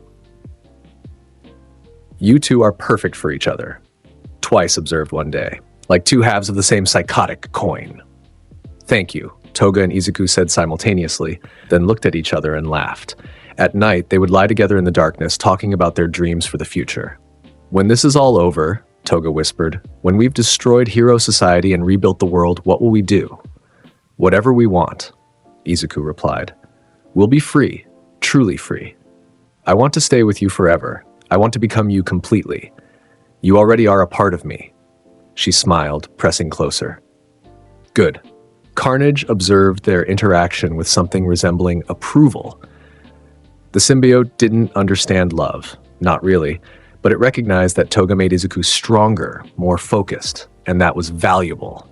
Meanwhile, across the city, the remaining students of Class 1A struggled to recover from the trauma of the USJ attack. They'd watched their classmates die, had seen a monster wear their friend's face while it slaughtered everyone in sight. Some quit. Unable to continue training to be heroes after witnessing such horror, others became obsessed with revenge, determined to hunt down and kill the villain responsible. But none of them understood the truth yet. That Izuku was more than just a villain, more than just a monster. He was a symptom of Hero Society's fundamental corruption, a mirror reflecting everything wrong with their world, and he was just getting started. The attack on USJ was merely the opening move in a much larger game. Izuku had plans that stretched years into the future, strategies that would systematically dismantle every pillar of Hero Society. First, they would kill the top heroes, removing the symbols people relied on for protection. Then, they would expose the corruption within the hero system, the abuse, the negligence, the hypocrisy. Finally, they would offer an alternative, a world where strength mattered more than perception, where people could embrace their true nature without shame or fear. It would take time. It would require patience, planning, and perfect execution. But Izuku had all of those things. And he had something else, an unshakable conviction that he was right, that Hero Society deserved to burn. You're thinking long-term, Carnage observed. I approve. This isn't just about killing heroes anymore, Izuku explained. It's about changing the world fundamentally, about creating something new from the ashes of the old, evolution through destruction. Exactly. The symbiote pulsed with satisfaction. It had bonded with many hosts over the years across multiple dimensions. But Izuku was different. He understood Carnage's nature, embraced it, used it to its fullest potential. Together, they were unstoppable. The news continued to cover the aftermath of USJ. Experts debated what the attack meant, what it said about the state of hero society. This villain, this hero hunter, one analyst said, represents a new breed of threat. He's not interested in money or power. He's driven by ideology, by a desire to destroy the very concept of heroes. But why? Another asked. What created such a monster? They would learn eventually. Izuku would make sure of it. When the time was right, he would tell his story. He would explain how hero society had failed him, had created him through its negligence and corruption. And people would listen. Because deep down, in the quiet places they didn't like to acknowledge, many people already knew the truth about heroes. They just needed someone to say it out loud. In the meantime, Izuku trained. He pushed Carnage to discover new abilities, new applications of their merged power. He could now create complex constructs from the symbiote's mass, shields, weapons, even primitive organisms that could act independently. His strength had grown to the point where he could lift over 80 tons. His speed exceeded anything most heroes could track. His regeneration made him nearly immortal. He was becoming something beyond human, beyond villain. He was becoming inevitable. Toga watched him train with adoration in her eyes. You're amazing, Izuku, the strongest person I've ever met. We're amazing together, Izuku corrected. Your quirk combined with Carnage's abilities makes us able to infiltrate anywhere, become anyone. Want to practice? They spent hours refining their coordination. Toga would transform into various heroes and students, while Izuku practiced mimicking their fighting styles using Carnage's shapeshifting. The result was terrifying. They could impersonate anyone perfectly, infiltrate any organization, create chaos from within. We could destroy UA from the inside, Toga suggested excitedly. I could be a student, you could be a teacher. We could kill them all before anyone knew what was happening. Not yet, Izuku said. That's too easy. I want them to know it's us. I want them to see us coming and be powerless to stop it. You're so theatrical, Toga giggled. I love it. She's right, Carnage agreed. You do have a flair for the dramatic. Why shouldn't I? We're rewriting the rules of this world. We should do it with style. The League's plans continued to evolve. Shigaraki wanted to kidnap a student to lure All Might into a trap. Izuku suggested they target multiple heroes simultaneously, overwhelming their ability to respond. Divide and conquer, he explained.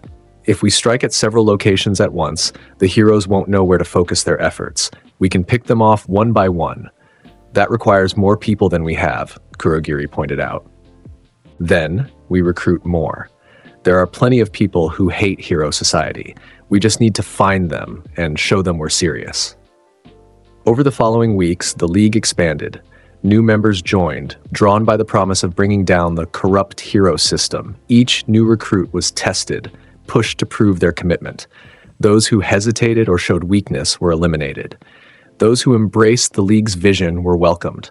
Izuku personally trained many of them, teaching combat techniques and strategic thinking. He was a natural leader despite his young age, commanding respect through his competence and ruthlessness. Why do you follow him? One recruit asked Toga. He's younger than most of us. Because he's never lost, Toga replied simply. Because he's killed more heroes than anyone else. Because he's going to change the world. You really believe that? I know it. The recruit looked at Izuku, who was demonstrating how to use environmental advantages in combat, and had to admit, there was something compelling about the boy, something that made you want to follow him into hell itself. Izuku felt their eyes on him and smiled.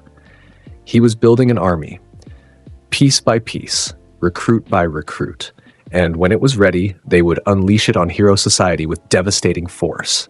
But that was still in the future. For now, he had more immediate concerns. All Might was recovering from his injury, preparing to return to active duty despite his diminished power. The symbol of peace refused to stay down, refused to admit defeat. Izuku respected that, in a way. All Might was stubborn, committed to his ideals, even when they were proven false. But respect wouldn't save the hero when they met again. When we kill him, Carnage said, it should be public. Make it a spectacle. Agreed. His death needs to mean something. It needs to show the world that even the symbol of peace can be destroyed. And then hero society will crumble. Without All Might to hold it together, the cracks we've created will spread until the entire structure collapses. Beautiful. Izuku stood at the window of the League's current hideout, looking out at the city. Somewhere out there, All Might was preparing to fight him again. Heroes were training, planning, trying to figure out how to stop him. It wouldn't work. Nothing would work. Because Izuku had something they didn't: absolute conviction in the righteousness of his cause. He knew with complete certainty that he was right. Hero society was corrupt. It needed to be destroyed, and he was the one destined to destroy it. Toga appeared beside him, slipping her hand into his. What are you thinking about? Victory, Izuku replied. Inevitable, unstoppable victory. When? Soon. Very soon. The moon hung heavy in the sky, casting silver light across the city. Somewhere, heroes slept, dreaming of justice and peace. But nightmares were coming. Nightmares in red and black, wearing the face of a boy who'd been failed by everyone who should have protected him. And when those nightmares arrived, the world would burn.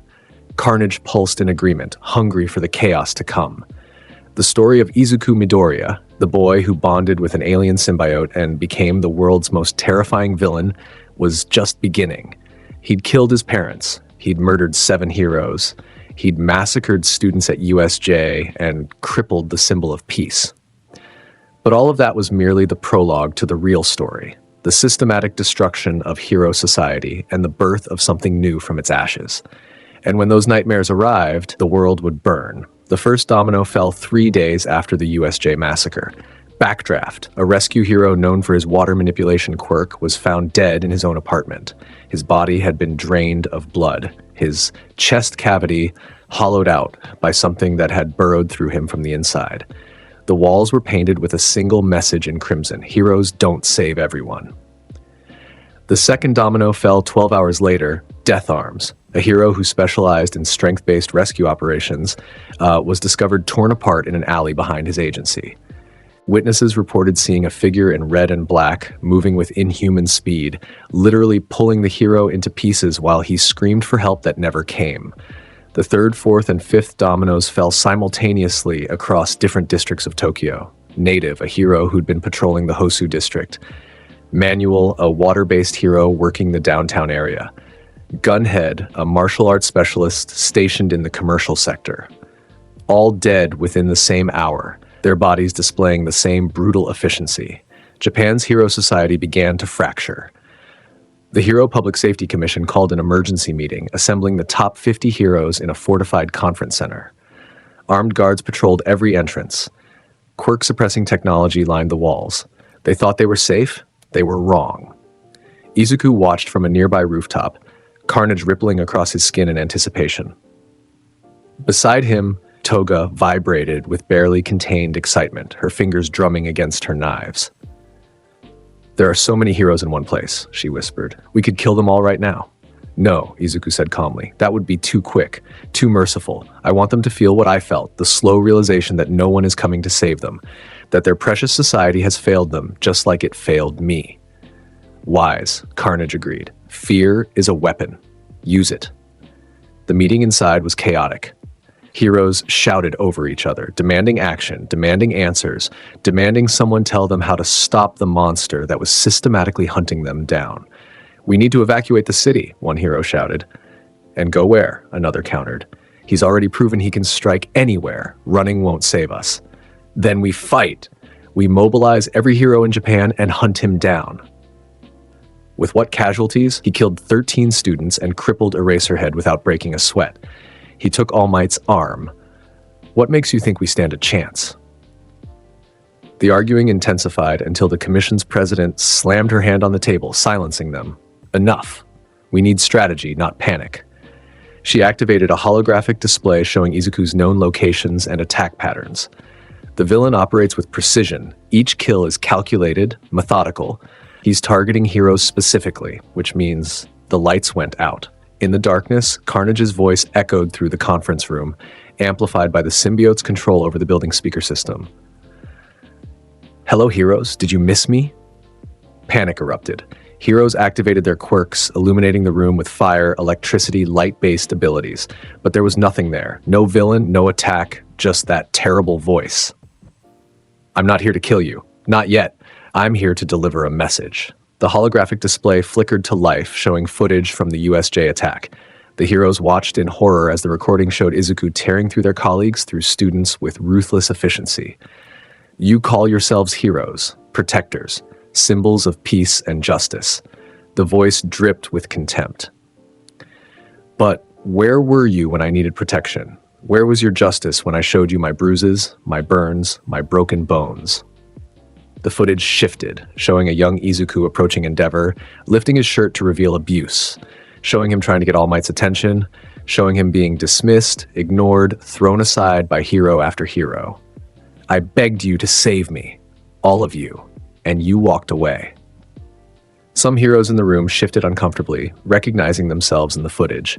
Others stared in shock, beginning to understand the monster they were facing. So I learned something important. Heroes don't save people. They save their reputations. They save their merchandise deals.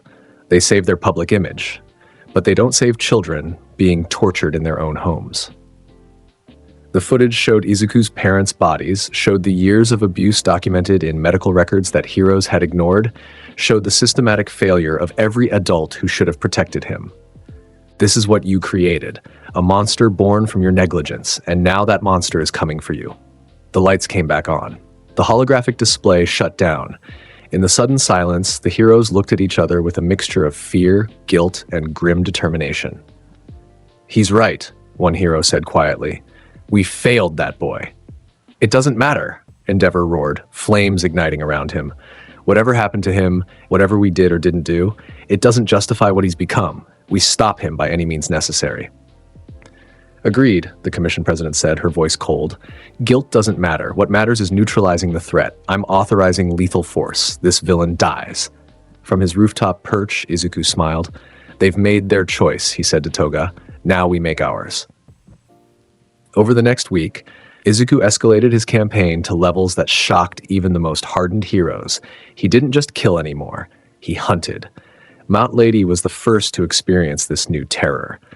The gigantification hero was on patrol when Carnage struck, tendrils wrapping around her enlarged form and yanking her off her feet. Izuku scaled her body with insect-like speed, forming blades that sliced through her joints, her tendons, everything that gave her leverage and mobility. She shrunk back to normal size, screaming in agony as blood poured from dozens of wounds. Izuku stood over her, his symbiote-covered form towering and terrible. "You were at the Endeavor signing," he said quietly. "I remember you. You laughed when security threw me out. You called me a brat." "Please," Mount Lady sobbed. "I'm sorry. I didn't know. You didn't care to know." The blade through her throat ended her pleas. Kamui Woods tried to ambush Izuku during his next hunt. The Woodquirk hero's branches erupted from buildings and streets, attempting to entangle and crush the villain. For a moment, it seemed to work. Carnage was wrapped in wooden prison, unable to move. Then the symbiote ignited. Not with fire, but with its own biomass, burning through the wood like acid. Izuku burst free, his body rippling with spikes that shredded Kamui Woods' extended limbs.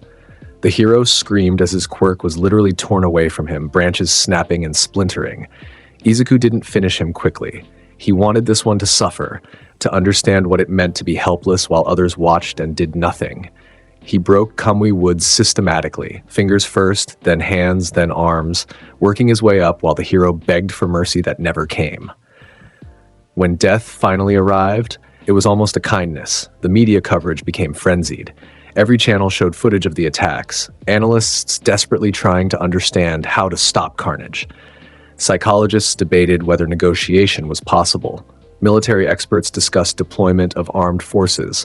All of it was noise to Izuku, meaningless chatter from a society that had already proven its worthlessness.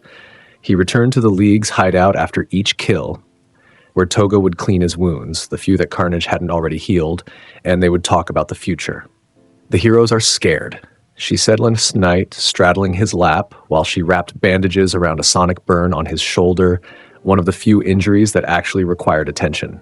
Really scared. They're talking about evacuating civilians, about martial law. Good. Fear is the first step toward understanding. Izuku ran his fingers through her hair, the gesture surprisingly gentle given the violence those hands had committed. Once they understand they can't win, they'll start eating each other, blaming each other for the failures that created me. What about all for one? Toga asked. Shigaraki's master. He's been quiet since USJ. He's watching, evaluating, trying to decide if I'm a threat or a tool he can use. Izuku's eyes hardened. He'll make his move eventually, and when he does, I'll show him the same mercy he's shown everyone else. The old villain thinks himself untouchable, Carnage observed. He will learn otherwise. Soon, Izuku agreed, but first we finish what we started with the heroes. That night they made love, violent and desperate and strangely tender all at once. Toga bit his shoulder hard enough to draw blood, which Carnage immediately healed. Izuku held her like she was the only real thing in a world of lies, because in many ways, she was. Afterward, as they lay tangled together in the darkness, Toga traced the scars on his chest, the ones from his father's beatings, permanent reminders of what he'd survived. Do you ever regret it? She asked quietly. Killing them? Your parents? No, they deserved worse than what I gave them. Izuku pulled her closer. The only thing I regret is not doing it sooner. And the students at USJ? They were going to become heroes. They were going to perpetuate the system. Better to cut the infection out before it could spread. Toga kissed him, tasting blood and honesty. I love you, Izuku Midoriya, my beautiful monster. I love you too, Himiko Toga, my perfect weapon. The Hero Public Safety Commission's next strategy was predictable in its desperation. They assembled a task force of the top 10 heroes, armed them with experimental anti-quirk weapons, and sent them to hunt Carnage. Endeavor led the group. The number 2 hero's flames burned hotter than ever. Yes, fueled by rage and determination to prove he wasn't the failure Carnage had implied. Alongside him came Hawks, Best Jeanist, Edgeshot, Mirko, Crust, Ryukyu, and 3 other top-ranked heroes whose names would soon be forgotten. They tracked Izuku to an abandoned industrial district where Kurogiri had warped him for a private training session. The heroes thought they'd caught him alone. They thought 10 against 1 were favorable odds. They thought wrong.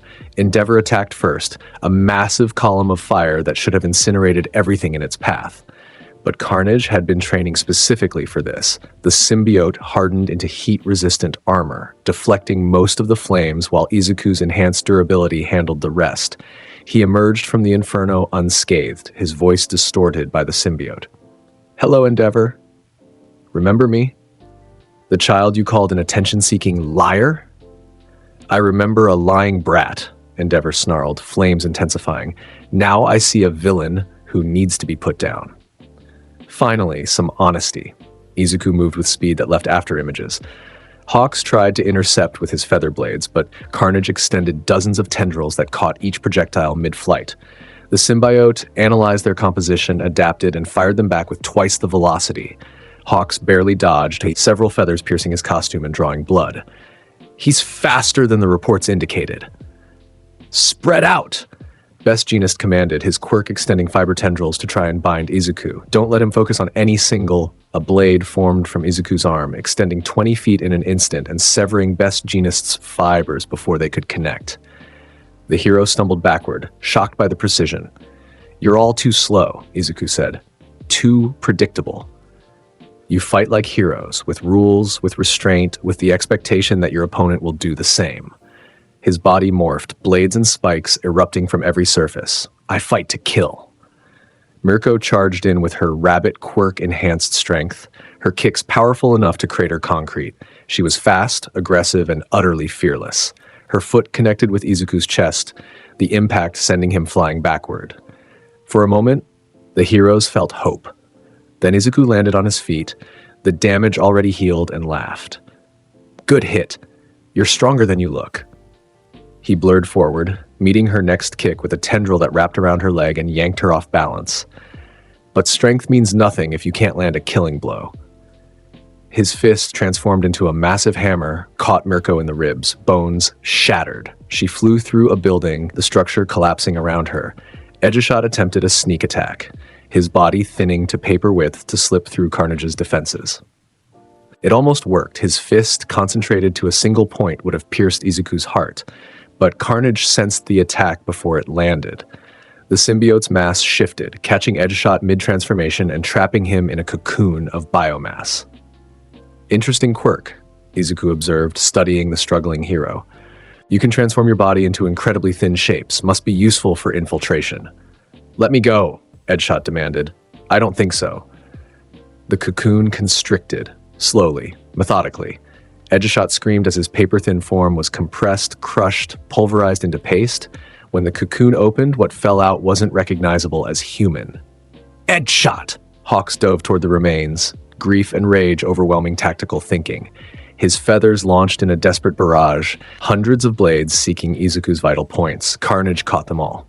Every single one, then fired them back with lethal precision. Hawk's quirk saved him. He used his remaining feathers to create a shield, deflecting most of the projectiles.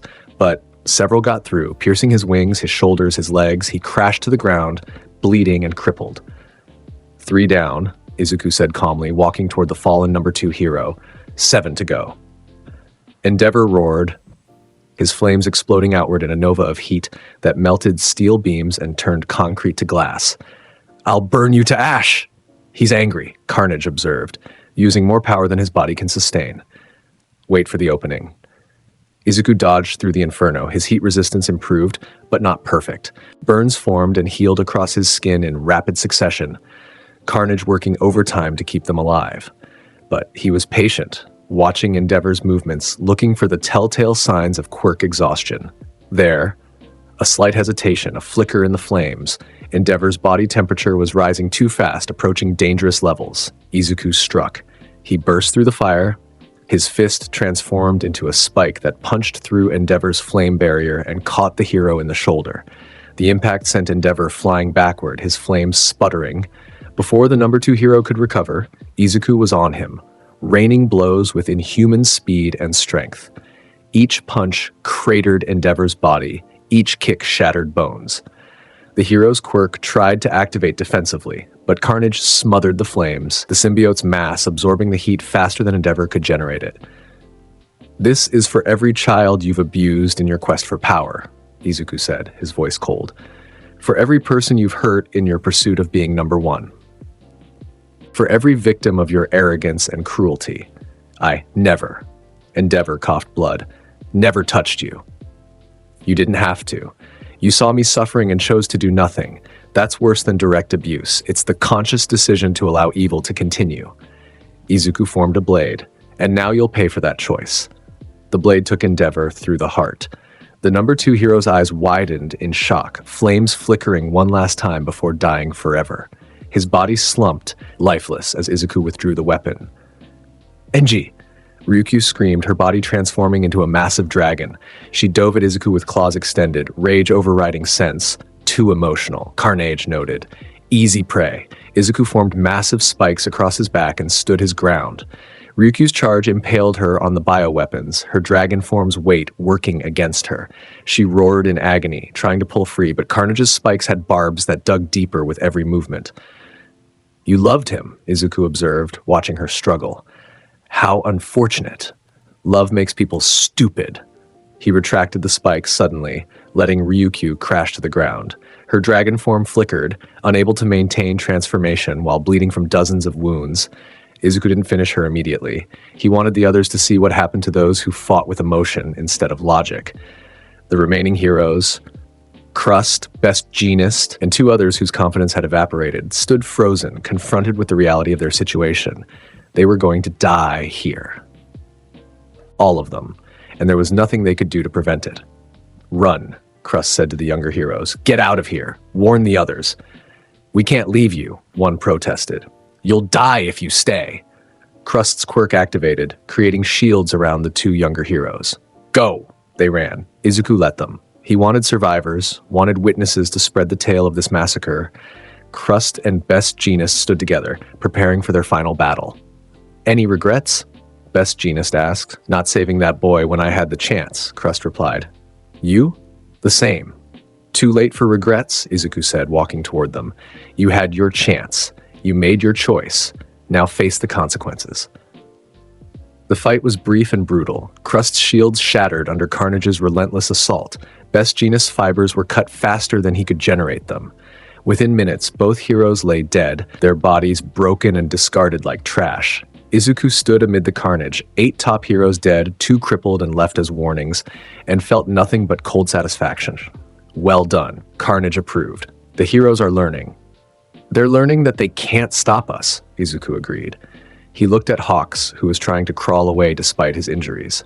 Tell them what you saw here. Tell them that every hero who stands against me will die. No exceptions. No mercy.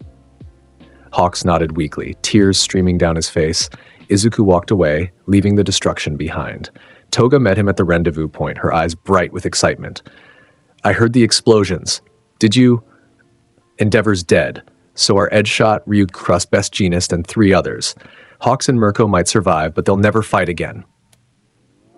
Toga threw her arms around him, kissing him fiercely. You're incredible. The most dangerous person alive. Not yet, Izuku said, pulling back slightly. There's still one villain who might challenge that title. All for one. Yes. And it's time we had a conversation with him. The meeting was arranged through Kurogiri, who seemed increasingly uncomfortable with the power dynamics shifting within the League. Shigaraki was summoned to a private location, an underground facility that All for One had used for decades. Izuku arrived with Toga at his side, Carnage rippling beneath his skin in anticipation. The guards tried to search them for weapons, but Izuku simply smiled. I am the weapon, he said. They were led deep underground through corridors lined with technology that could suppress most quirks. It would have been intimidating to anyone else. To Izuku, it was merely curiosity-inducing. All for One waited in a chamber at the heart of the facility. The ancient villain sat in a life support chair, his face a mass of scar tissue, his body ravaged by his battle with All Might years ago, but his presence was overwhelming, a pressure that made even Carnage pause. Izuku Midoriya, All for One said, his voice pleasant and terrifying all at once. The boy who bonded with an alien symbiote and became Japan's most wanted criminal.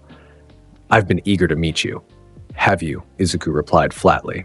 Oh yes, you've accomplished in months what most villains can't achieve in lifetimes. The systematic destruction of Hero Society's foundation, the murder of their strongest champions, the creation of genuine terror. All for One leaned forward slightly. You're a masterpiece of chaos. Flattery, how boring. All for One chuckled. Direct, aren't you? Very well, I'll be equally direct. I want you to work for me. With my resources and your power, we could reshape this world completely. I don't work for anyone. Then work with me, as partners. No. The temperature in the room dropped. All for One's pleasant demeanor cracked slightly. You misunderstand your position, boy. I have quirks beyond counting, power beyond measure. I faced All Might at his peak and survived. What makes you think you could refuse me? Izuku smiled, and it was a terrible thing. Because I'm going to kill you. The chamber erupted into chaos. All for One's first attack was a combination of air cannon and a strength enhancement quirk, a blast that should have liquefied Izuku's organs. But Carnage hardened his body at the molecular level, dispersing the force across his entire mass. Izuku lunged forward, blades extending from his hands. All for One activated a barrier quirk, deflecting the attack, then countered with a quirk that generated spears of solidified air. The spears pierced Carnage's mass, but the symbiote simply flowed around them, healing faster than the damage could accumulate. Interesting. All for One mused. Your symbiote isn't a quirk, it's something else entirely. My quirk-stealing ability won't work on it. And there's nothing you can do about that, Izuku said, pressing his attack. Tendrils erupted from his body in all directions, forcing All for One to activate multiple defensive quirks simultaneously. He's strong, Carnage observed, but his body is failing. Look at the life support. He can't sustain full power for long. Izuku analyzed the situation, noting the tubes connected to All for One's body, the medical equipment keeping him alive. The ancient villain was powerful, but he was also dying.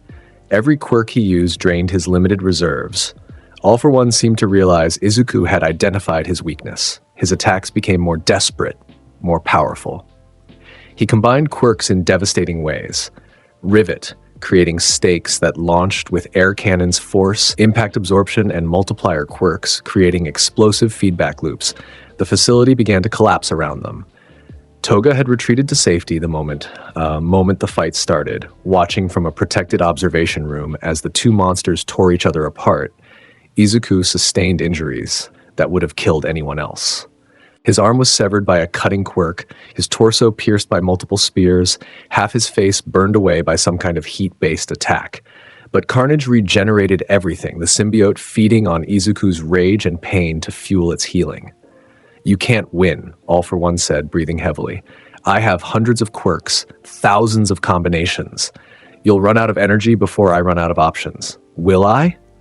Izuku's body transformed, becoming something more alien than ever before. Carnage expanded, growing in size and mass until Izuku stood 15 feet tall, covered in spikes and blades, his form more monster than human. "All my power," Carnage said through their shared consciousness. "Everything I am, given to you. Show this ancient fool what true evolution looks like." The transformation required enormous energy. Carnage was burning through their reserves at an unsustainable rate. But Izuku only needed a few minutes, just long enough to end this. All For One threw everything at him. Quirks that could level cities, that could warp reality, that had ended armies.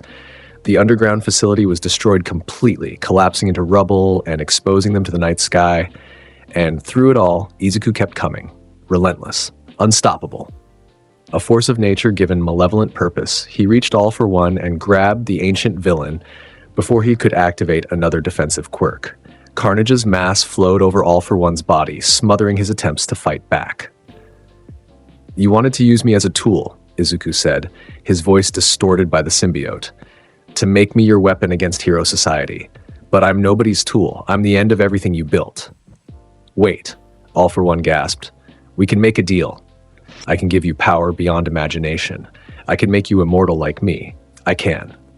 You can die." Izuku's hands transformed into massive blades, crossed over All For One's chest in a scissoring motion. The ancient villain's body was bisected at the torso, his life support system severed, his stolen quirks scattering into the air as his brain died. All For One, the symbol of evil, the villain who had terrorized Japan for over a century, died with a look of shock frozen on his ruined face. Izuku stood over the corpse as Carnage receded, the transformation draining away and leaving him in his normal form. He was exhausted, wounded despite the healing, and Toga was already running toward him from the observation room. "You did it!" she screamed, throwing herself into his arms. "You actually killed him!" "He was old," Izuku said, letting her support his weight. "Dying already. I just accelerated the process." "He was still dangerous," Carnage noted. "You fought well." Kurogiri appeared through a portal, his misty form wavering with what might have been shock. Behind him came Shigaraki, the younger villain, staring at his master's corpse with unreadable eyes. "He's dead," Shigaraki said quietly. "Sensei is dead." "Yes," Izuku replied, "and now you need to make a choice. Follow me or die with the League." Shigaraki looked between Izuku and All For One's body. His hands twitched, fingers scratching at his neck in his nervous habit. For a long moment, no one moved. Then Shigaraki laughed, that scratchy, unsettling sound that Izuku had heard so many times before. "You're a monster," Shigaraki said. "Worse than Sensei ever was, more dangerous than All Might. You're everything I wanted to become and couldn't." "Is that a yes or a no?" "It's a yes." Shigaraki's red eyes gleamed behind the hand covering his face. "I'll follow you. Not because I want to, but because you're the only one who can actually destroy this rotten society. You've already done more in months than Sensei did in decades. What about the League? They'll fall in line or they'll die. Your choice." Izuku nodded, then spread the word. "All For One is dead. I'm in charge now. Any villain who wants to join our cause is welcome. Anyone who opposes us will be eliminated." Over the next weeks, the underworld of Japan transformed. Word spread that the ancient symbol of evil had fallen, that a new power had risen to take his place. Some villains pledged loyalty immediately, recognizing the strength that Izuku represented. Others tried to challenge him, thinking they could claim his position. They all died. Izuku didn't negotiate, didn't compromise, didn't show any mercy to those who defied him. His message was simple: join or die. There was no third option. The League of Villains expanded rapidly, absorbing smaller villain groups and independent criminals. Toga served as Izuku's second-in-command. Her transform quirk making her invaluable for infiltration and intelligence gathering. Shigaraki handled recruitment and logistics, his experience with All for One's network proving useful. Dabi remained because he shared Izuku's hatred of hero society. The fire villain had his own vendetta against Endeavor that would now never be fulfilled, but he transferred that rage toward other heroes. Twice's loyalty was mercurial but genuine when it manifested. The others fell in line because the alternative was death. But Izuku's true focus wasn't on building a villain army. It was on finishing what he'd started, the complete annihilation of hero society's foundations. The Hero Public Safety Commission tried to regroup after losing 8 top heroes in a single engagement. They promoted lower-ranked heroes to fill the gaps, activated emergency protocols, and attempted to restore public confidence. It was futile. Izuku struck the commission directly. He infiltrated their headquarters using Toga's quirk. She'd collected blood from a high-ranking official during a previous attack, and her transformation was perfect. They walked through security without challenge, Carnage hidden beneath Izuku's skin, waiting for the moment to strike. The commission's board was in session when they arrived. 12 of the most powerful administrators in hero society discussing how to combat the Carnage threat. Izuku dropped the disguise and let Carnage manifest. The massacre took less than 5 minutes. The board members had defensive quirks, panic buttons, security protocols. None of it mattered. Carnage tore through them like paper, painting the conference room red. When the guards finally breached the room, they found 12 corpses and a message written on the wall in blood. Hero Society is dead. You just don't know it yet. The media coverage reached hysteria levels. News anchors openly questioned whether Hero Society could survive. Citizens began fleeing major cities, trying to escape the carnage. Some heroes quit entirely, unable to cope with the constant fear. All Might, still recovering from the loss of his arm, watched the collapse with growing despair. The symbol of peace had failed. His smile, once reassuring to millions, now felt like a lie. He tried to rally the remaining heroes, to give speeches about hope and justice and the indomitable human spirit. But his words rang hollow when every day brought news of more dead heroes, more destroyed infrastructure, more proof that the boy he dismissed years ago had become unstoppable. Izuku watched one of All Might's speeches on television and felt nothing but contempt. He still doesn't understand, he said to Toga, who was curled against his side. He thinks this is about ideology, about competing visions for society. He doesn't realize this is personal. Are you going to kill him? She asked. Eventually, but not yet. I want him to watch everything he built crumble first. I want him to understand that his smile, his hope, his precious symbol of peace, all of it was built on lies and the suffering of people like me. Revenge is sweetest when savored, Carnage agreed. The next phase of Izuku's plan targeted the hero schools directly. If he could destroy the institutions that trained new heroes, he could prevent Hero Society from ever recovering. UA Academy, already reeling from the USJ attack, had transformed into a fortress. Walls reinforced with steel and concrete, guards patrolling every entrance, quirk detection systems monitoring all approaches. Principal Nezu had implemented security measures that would have impressed military installations. It wasn't enough. Izuku didn't attack the school directly. Instead, he targeted the students when they left campus for their work studies and internships. Young heroes in training, scattered across the city, vulnerable and unprepared for someone like him. The first victim was a third-year student who'd interned with a rescue agency. Izuku caught him alone after a training session, and the fight lasted less than 10 seconds. The student's body was left in front of UA's gates as a message.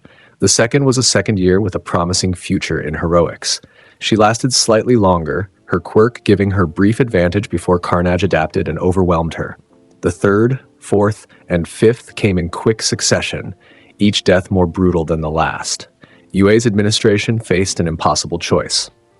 Keep students on campus and halt their training, or send them out and risk more deaths. Either way, Izuku won. Either the school stopped functioning as a hero academy, or he continued to slaughter their students. Nezu chose to keep students on campus. Other hero schools across Japan made similar decisions. Within a month, hero training had effectively stopped nationwide. "You're destroying their future," Toga observed, reading news reports about the school closures. "Without new heroes being trained, society will collapse in a generation." "Good," Izuku replied. "Let it collapse. Let people see what happens when they build their entire civilization on the backs of fraudulent saviors." Hawks, recovered enough to speak but never to fly again, gave an interview from his hospital bed. The camera showed his scarred face, his crippled wings, his haunted eyes. "He's not human anymore," Hawks said quietly. "Maybe he never was. We call him a villain, but that's too simple. He's a force of nature, a natural disaster given consciousness and purpose." The former number 2 hero looked directly into the camera, and I don't think anyone can stop him. The interview went viral. It was the first time a top hero had admitted defeat, had acknowledged that they might lose this war. Public opinion fractured. Some demanded the military get involved, that conventional weapons be deployed against Carnage. Others argued for negotiation, for finding out what Izuku wanted and trying to give it to him to end the violence. A small but growing minority began to question whether hero society deserved to survive. Izuku found this last group most interesting. He began leaving longer messages at his attack sites, explaining his philosophy, documenting hero society's failures. He wanted people to understand that he wasn't a random madman. He was a creation of their own system's corruption. The messages worked.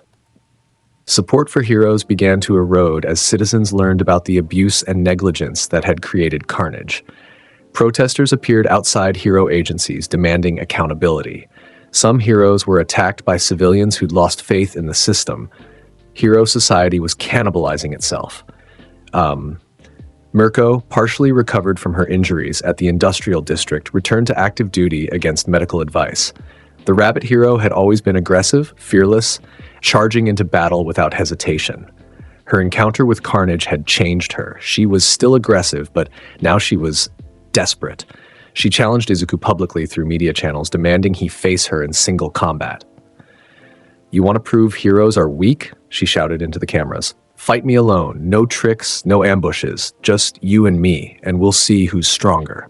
Izuku watched the challenge with mild interest. She wants to die a hero's death, to go down fighting rather than live with her failure. "Will you give it to her?" Toga asked. "Why not? It'll be entertaining." They met in an abandoned stadium, neutral ground that Mirko's team had swept for traps and surprises. News helicopters circled overhead, broadcasting the confrontation to the entire nation. Mirko stood alone in the center of the field, her body tensed and ready. Izuku walked toward her, carnage rippling across his skin but not fully manifested. "No backup?" he asked. "No other heroes hiding in the stands?" "Just you and me," Mirko replied, "like I promised. Honorable, stupid, but honorable." The fight began with Mirko's signature moon kick, a blow that had crippled villains and demolished buildings. Izuku caught her foot with one hand, the impact creating a shockwave that shattered windows in the abandoned stadium. "You're strong," he acknowledged. "Stronger than most heroes I've fought." "Shut up and fight!" She twisted midair, using her momentum to launch a spinning kick with her other leg. Izuku blocked with his forearm, Carnage hardening to absorb the impact. They exchanged blows at superhuman speed, each strike powerful enough to kill a normal person. But this wasn't a fight between equals. This was an execution with extra steps. Izuku let Mirko tire herself out, blocking and dodging without committing to a serious counterattack. He wanted the audience to see a hero at her absolute best, fighting with everything she had, and still losing. After 5 minutes of intense combat, Mirko was breathing heavily, her legs trembling from exhaustion. Izuku looked barely winded. "You're done," he said. "Not yet." She launched one final desperate attack, all her remaining strength focused into a single kick aimed at Izuku's head. It was perfect form, perfect execution, the culmination of years of training and natural talent. Izuku caught her leg and with a casual twist, broke it at the knee. Mirko screamed, collapsing. Izuku stood over her, looking down without emotion. "You fought well, better than most. But fighting well isn't enough when you're fighting me." "Kill me then," Mirko gasped. "Do it. Prove that heroes die just like everyone else." "No." The unexpected response made Mirko's eyes widen. "What?" "I'm not going to kill you. I'm going to let you live with this defeat. Let you watch as everything you believed in crumbles. Let you understand what it means to be helpless while the world burns around you." He walked away, leaving Mirko broken and sobbing in the center of the stadium. The cameras captured everything: the hero's defeat, her humiliation, her complete inability to stop Carnage. The broadcast ended Hero Society's credibility. If Mirko, one of the strongest heroes in Japan, couldn't even land a meaningful blow, what hope did anyone else have? Toga met Izuku outside the stadium, her expression concerned. "That was risky. Leaving her alive might come back to haunt us." "No," Izuku said. "Killing her would have made her a martyr. Letting her live breaks something more important, the myth that heroes can win if they just try hard enough." Psychological warfare, Carnage approved. More effective than simple slaughter. The government made its move 3 days later. Military forces, authorized to use lethal force, deployed across major cities. Tanks, helicopters, heavily armed soldiers, conventional warfare brought to bear against a single target. It was a massacre. Carnage against conventional weapons wasn't a fight. It was a demonstration of the vast gulf between human military capability and evolved biological warfare. Bullets couldn't pierce the symbiote's adaptive armor.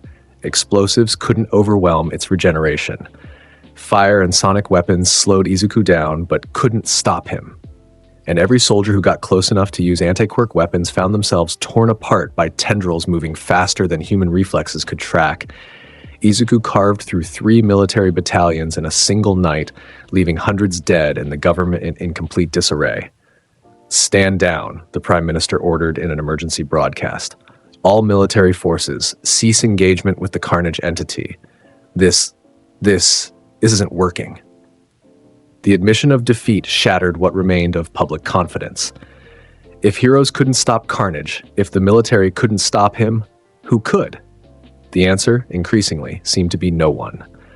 All Might watched the military's failed assault from his hospital room, his remaining arm clenched in frustration.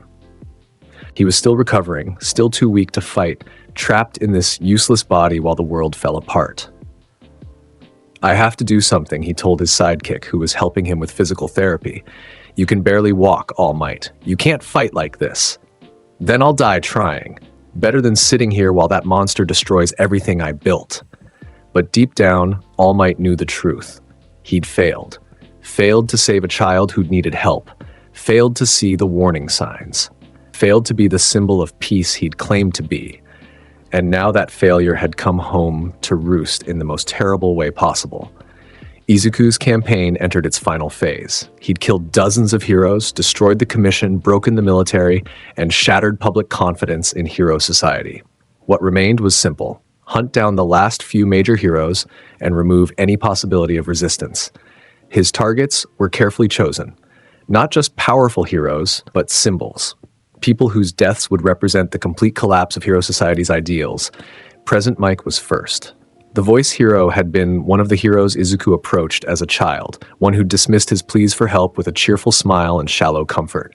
Izuku cornered him after a radio broadcast, and the confrontation was brief. "Do you remember me?" Izuku asked. Carnage partially manifested.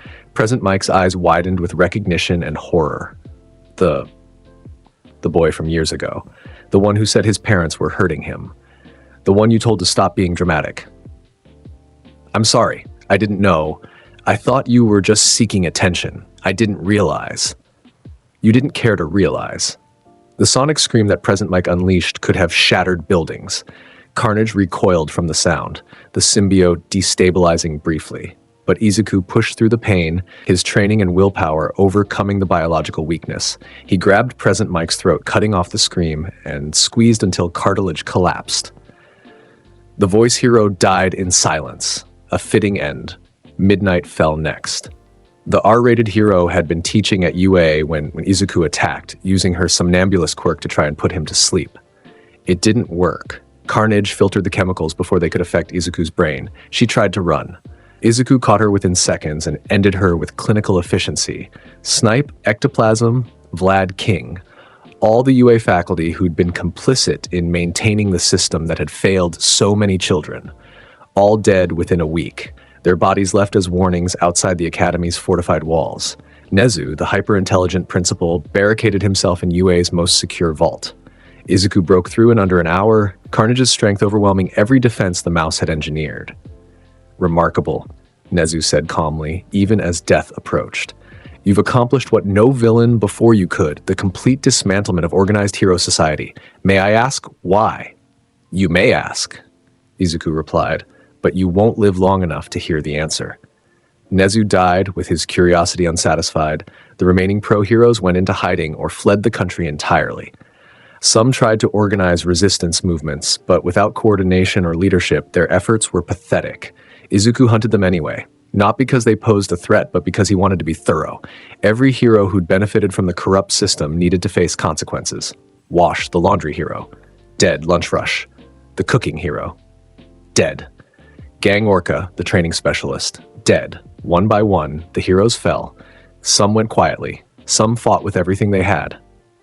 None of it mattered. Carnage was too strong, too fast, too adaptable. Within 3 months of All for One's death, organized hero society had effectively ceased to exist. The public response was chaos. Some cities descended into anarchy without heroes to maintain order. Others formed citizen militias, trying to protect themselves. A few embraced the new reality, accepting that the age of heroes was over. Izuku watched it all from afar, feeling neither satisfaction nor regret. This was simply the natural conclusion of hero society's corruption. The system had built itself on lies, and now those lies had finally collapsed under their own weight. What now? Toga asked one night as they stood on a rooftop overlooking Tokyo. The city was dark, power failures had become common, and government services were breaking down without hero support. Now we rebuild, Izuku replied. Not as heroes or villains, but as something honest. A world where power is acknowledged openly, where the strong don't hide behind false morality. And us? What are we in this new world? We're at the top. No rules, no restrictions, no one to answer to. He pulled her close. We're free. Toga smiled against his chest. I like that. The world is ours, Carnage agreed. We have conquered. But there was one last piece of unfinished business. All Might had recovered enough to walk, though he could no longer access his hero form without severe pain. The symbol of peace was broken physically, but his spirit remained stubbornly intact. He issued a final challenge through the few remaining news networks still operating. Izuku Midoriya, All Might said, his voice weak but determined. You were right about me. I failed you when you needed help. I dismissed your suffering because it wasn't convenient, because it didn't fit the narrative I wanted. That failure created you, and I take responsibility for it. He paused, gathering strength. But even though I failed you, even though Hero Society failed you, that doesn't justify what you've become. You've murdered hundreds of innocent people. You've destroyed the hopes and dreams of an entire generation. You've become the very monster you claim to be fighting against. Another pause. So I'm asking you, begging you, to stop. If you have any humanity left, if there's any part of the boy who once dreamed of being a hero still inside you, please stop this madness. Izuku watched the broadcast with cold eyes. And if I refuse, then I'll fight you one last time, All Might continued. I know I can't win. My body is broken, my power is gone, but I'll stand against you anyway, because that's what heroes do. We fight for what's right, even when we know we'll lose. How noble, Izuku said sarcastically. Meet me at Tatooine Shopping District, tomorrow at noon. Just you and me, and we'll settle this.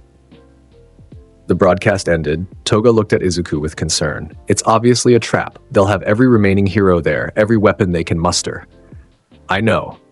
And you're still going? Yes, Izuku smiled. That's because I want All Might to understand something before he dies. I want him to see exactly what his failures created. I want him to know that this is all his fault. Revenge, Carnage purred. Closure. The next day, Izuku arrived at Tatooine Shopping District exactly at noon. All Might waited alone in the plaza where years ago he'd dismissed a small boy's cries for help. The symbol of peace stood tall despite his injuries, his remaining arm clenched in a fist, his expression grim. You came, All Might said. Did you think I wouldn't? I hoped you'd see reason, hoped you'd realize this path only leads to more suffering. This path leads to freedom, Izuku corrected. Freedom from the lies of hero society. Freedom from the pretense that people like you actually care about protecting the weak. All Might's expression hardened. I do care. I've always cared. I just I failed to show it when it mattered most. Too little, too late. Izuku let Carnage manifest fully, his body transforming into the red and black nightmare that had terrorized Japan. All Might attempted to access One for All, his body straining to achieve the power that had once come so easily. Nothing happened. The quirk was too damaged, his body too broken. I can't transform anymore, All Might admitted, but I can still fight. He lunged forward with just his normal human strength, his fist aimed at Izuku's face. It was pitifully slow compared to what he'd once been capable of. Izuku caught the punch easily. This is pathetic. You're pathetic. The symbol of peace reduced to a crippled old man throwing desperate punches. Maybe, but at least I'm trying. Trying to what? Redeem yourself? Prove you're still a hero? Izuku laughed bitterly. There's no redemption for you, All Might. You had your chance to save me, and you walked away. Now you get to watch everything you built burn to ashes. He threw All Might aside, the former hero crashing into a storefront. All Might struggled to stand, blood running down his face. I won't let you destroy hope, All Might gasped. Even if I die here, even if you kill me, someone will rise to oppose you. Someone will. No one will rise, Izuku interrupted, because I've killed them all. Every hero strong enough to challenge me is dead. Every institution that could train new heroes is destroyed. You're the last one, All Might, the last symbol of a dying age. He walked toward the fallen hero, taking his time. There was no rush. No one was coming to save All Might, just as no one had come to save Izuku all those years ago. Any last words? Izuku asked, standing over the symbol of peace. All Might looked up at him, blood and tears mixing on his face. I'm sorry for everything. I'm so sorry. I don't accept your apology. Izuku formed a blade from his arm and drove it through All Might's chest, piercing the heart. The symbol of peace gasped, his remaining hand clutching at the wound uselessly. Goodbye, All Might. Die knowing that your precious hero society died with you. All Might's eyes glazed over, his body going limp. The symbol of peace was dead. Izuku stood over the corpse, feeling nothing. No satisfaction, no relief, just a hollow emptiness that had been with him since childhood. Is it done? Carnage asked. Yes, it's done. Toga appeared from the shadows, having watched the entire confrontation. She took Izuku's hand, squeezing gently. How do you feel? She asked. Empty. I thought killing him would fill this void, but Izuku shook his head. It doesn't matter. He's dead, like Hero Society is dead. That's all that matters. They left All Might's body in the plaza, a final symbol of Hero Society's complete collapse. The news networks showed the footage on loop, the symbol of peace defeated, killed by the very boy he'd failed to save. It was the final nail in Hero Society's coffin. Within days, the last remaining heroes surrendered or went into permanent hiding. The government officially dissolved the Hero Public Safety Commission and declared a state of emergency. Military forces took over civilian protection, but they were stretched thin and ineffective without the heroes who'd once supported them. Japan had entered a new age, dark, chaotic, and ruled by the strong rather than the just. Izuku watched the transformation from the League's new headquarters, a fortified complex that had once belonged to All for One. The villain organization had grown into something larger, more organized. Not quite a government, but close enough to maintain some semblance of order. Shigaraki handled most of the administrative work, his experience with All for One's networks proving invaluable. Toga served as Izuku's enforcer, using her quirk to infiltrate and eliminate any resistance that formed. The other League members filled various roles, creating a structure that was equal parts criminal organization and provisional government. But Izuku remained the center of it all. The ultimate authority, the final word, the power that no one dared challenge. He'd become exactly what he'd set out to be, the monster that society created through its own negligence and corruption. 6 months after All Might's death, Izuku stood on the balcony of his headquarters, looking out over Tokyo. The city had changed. Crime was rampant in some districts, rigidly controlled in others. Quirk-based gangs battled for territory. Civilians lived in constant fear, never knowing when violence might erupt. It wasn't a better world. It wasn't a world Izuku particularly wanted to rule. But it was an honest world, a world where power was acknowledged openly, where people understood that strength determined survival. Toga joined him on the balcony, wrapping her arms around his waist from behind. What are you thinking about? Whether this was worth it, Izuku admitted. I wanted to destroy hero society, and I succeeded. But what have I actually accomplished? I've replaced one broken system with another. You've freed people from the lie, Toga said. That's something. They're not pretending anymore that heroes will save them, that justice will prevail. They understand the truth. You have to be strong to survive. Is that enough? It's honest, and honesty is more than hero society ever gave anyone. Izuku considered this. She was right, in a way. Hero society had been built on comforting lies, the strong would protect the weak, that justice would triumph, that hope was enough.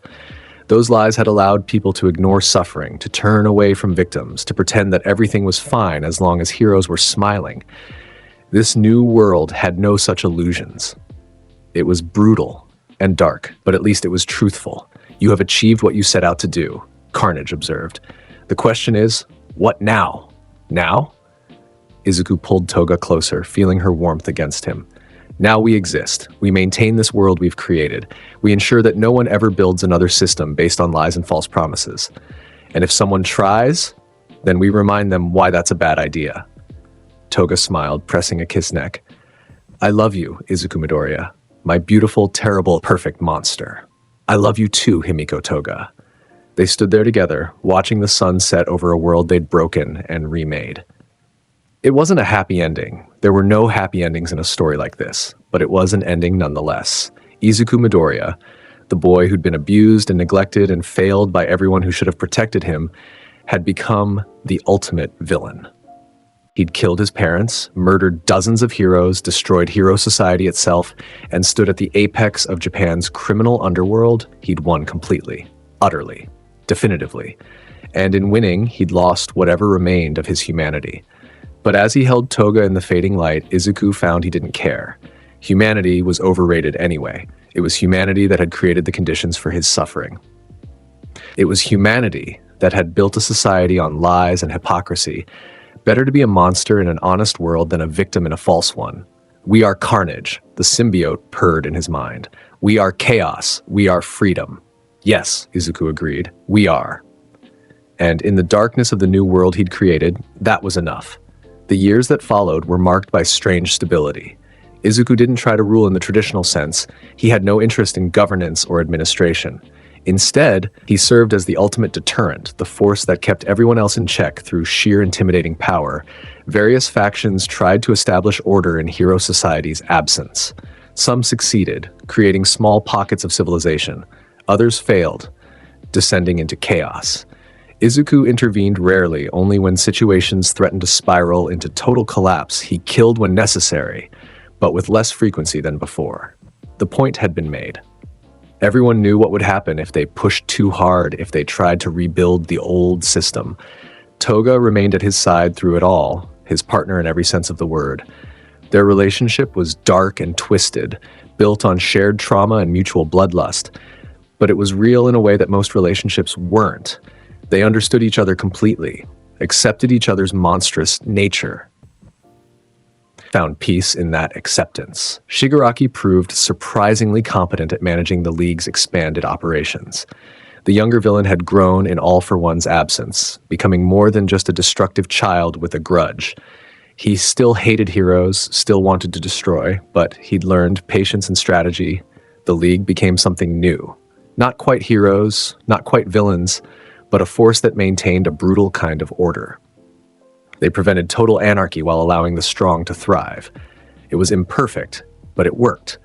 Former villains found themselves in positions of power, running districts and territories with varying levels of competence. Some were tyrants, others surprisingly benevolent. Izuku let them operate as long as they didn't threaten the new status quo. Attempts to restore hero society popped up occasionally. Foreign heroes tried to intervene, thinking they could succeed where Japan's heroes had failed. Izuku dealt with them efficiently, making examples that discouraged further interference. The world learned to leave Japan alone, a dark island ruled by monsters best avoided and forgotten. 5 years after All Might's death, Izuku turned 21. He looked older than his years, hardened by violence and trauma. Carnage had integrated so completely with his biology that the symbiote was indistinguishable from his own cells. They were truly one being now, neither human nor alien, but something new. Toga threw him a birthday celebration in their private quarters. It was small, intimate, just the two of them and the twisted love they shared. "Do you have any regrets?" she asked as they lay together afterward, her fingers tracing scars that Carnage had long since healed, but she remembered anyway. "No," Izuku replied.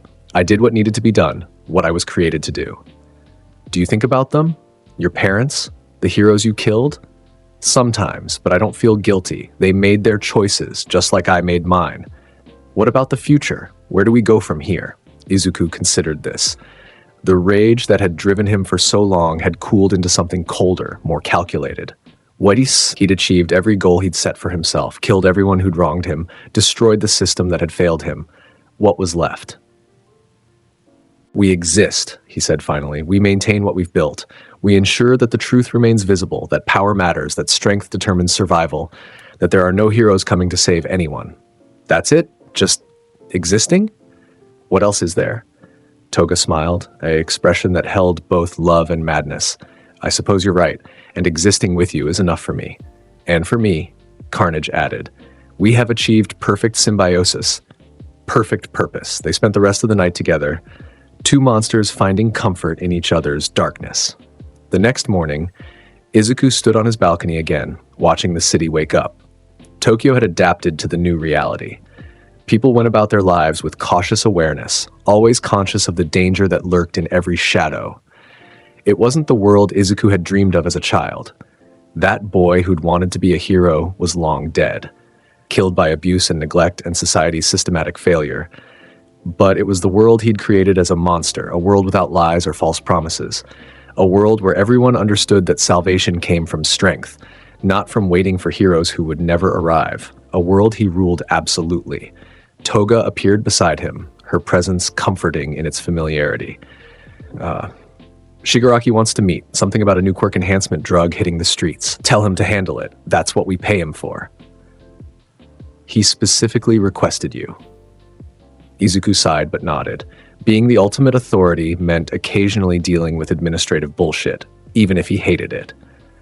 They descended into the headquarters meeting room, where Shigaraki waited with several other League members. The younger villain's appearance had changed over the years. He still wore hands, but his bearing was more confident, more controlled. "What's the problem?" Izuku asked, sitting at the head of the table. "Trigger," Shigaraki said, sliding a file across. "A new drug that temporarily enhances quirks. It's spreading through the criminal underground, creating chaos." "And? Let them kill each other. Not our problem. It is our problem when enhanced civilians start challenging our authority. We've had 3 incidents this week of trigger users attacking our operations." Izuku flipped through the file, noting the reports. "Enhanced strength, speed, power, all temporary but significant enough to cause issues. Find the source. Eliminate it," he ordered. "Publicly. Make it clear what happens to anyone who challenges us." "Already in progress, but I thought you should know. The drug's creation shows technical sophistication. Someone with resources is behind this." "Foreign intervention?" "Possibly, or remnants of the old hero support companies trying to create artificial heroes." Izuku's eyes narrowed. "If it's the latter, find them, kill them, burn their facilities to the ground. I want it absolutely clear that the age of heroes is over." "Understood." The meeting continued, covering various administrative issues. Izuku half listened, his attention drifting. This wasn't what he'd wanted, to be a de facto ruler managing territory and resources, but it was necessary to maintain the world he'd created. After the meeting, Toga pulled him aside. "You're bored? Is it that obvious? You have that look, the one you get when you're thinking about burning everything down again." Izuku smiled slightly. She knew him too well. "Maybe. This stability, this routine, it's not what I was built for. What were you built for? Destruction. Chaos, tearing down the lies and exposing the truth." He paused. "And I've already done that. What's left is just maintenance." "So create new chaos," Toga suggested. "Find new lies to tear down. The world is bigger than Japan." It was an interesting thought. Hero society existed in other countries, America, Europe, elsewhere. Systems built on the same fundamental lies that Japan's had been. New targets, Carnage approved, new corruption to burn away. "Maybe," Izuku said, "but not yet." Let's see how this trigger situation plays out first. The investigation into Trigger's origins took 3 weeks. Shigaraki's people traced the drug to a black market laboratory operating out of Osaka. The facility was well hidden, protected by hired muscle and security systems. Izuku decided to handle it personally. He and Toga infiltrated the lab at night, Carnage suppressing his presence to avoid detection. The facility was larger than expected, multiple floors, dozens of workers, industrial-scale production. "Someone's funding this seriously," Toga whispered, surveying the operation. "This isn't some small-time operation." "No, it's not." They moved through the facility, Carnage's tendrils eliminating guards silently. Izuku wanted information before he started the real destruction. They found the main laboratory on the 3rd floor. Scientists in protective gear worked on chemical formulas, testing variations of the trigger drug. At the center of it all stood a figure Izuku recognized from old Hero Commission files.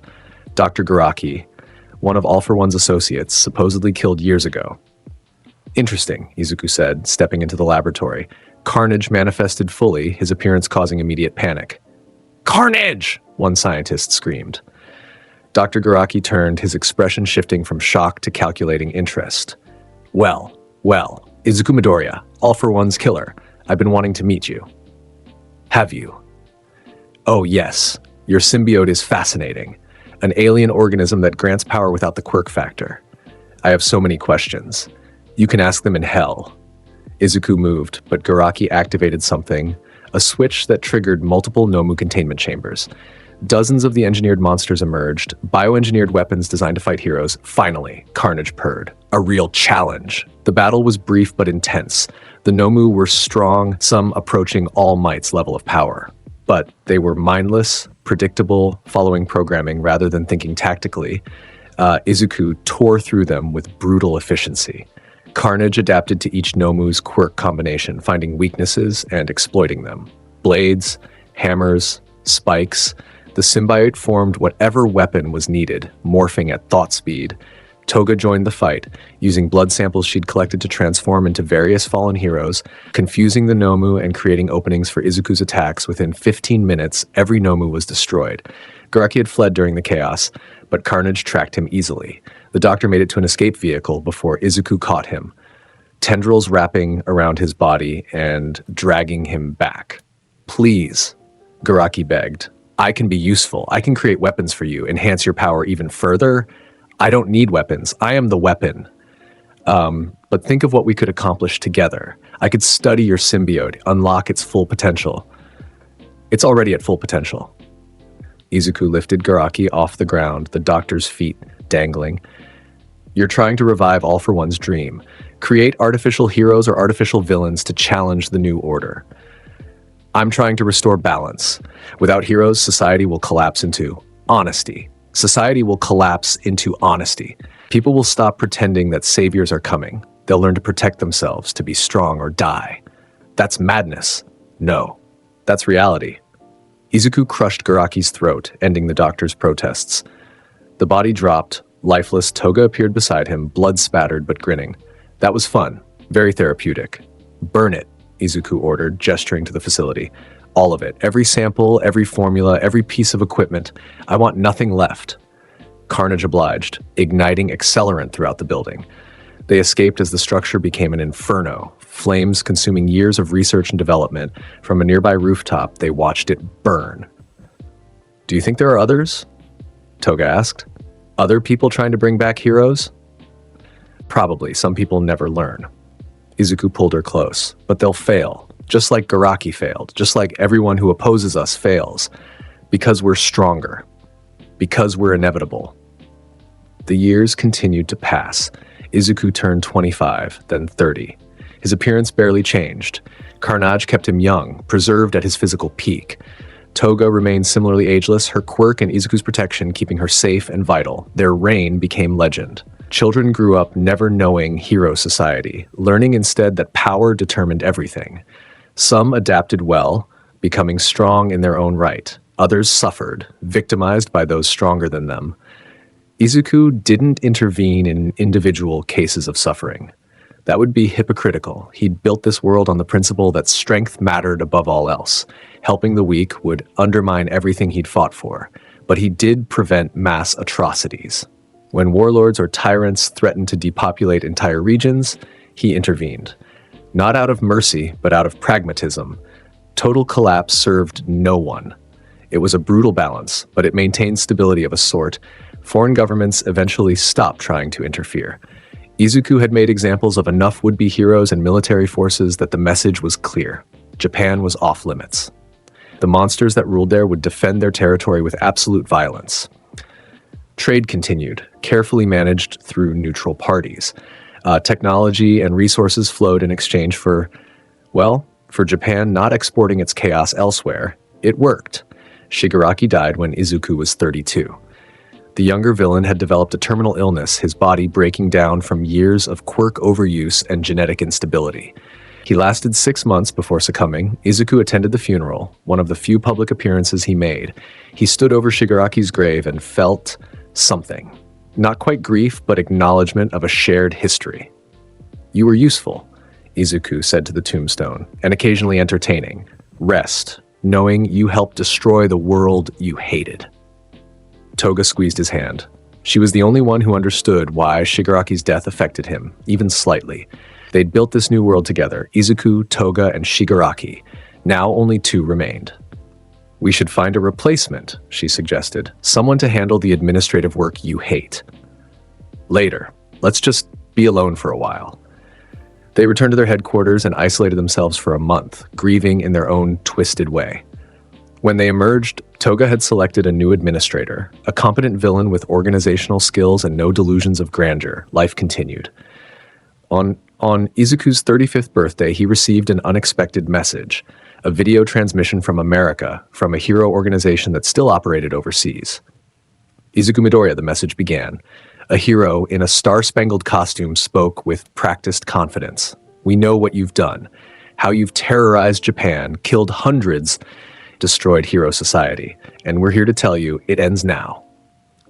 Izuku watched with mild curiosity. "We're coming for you."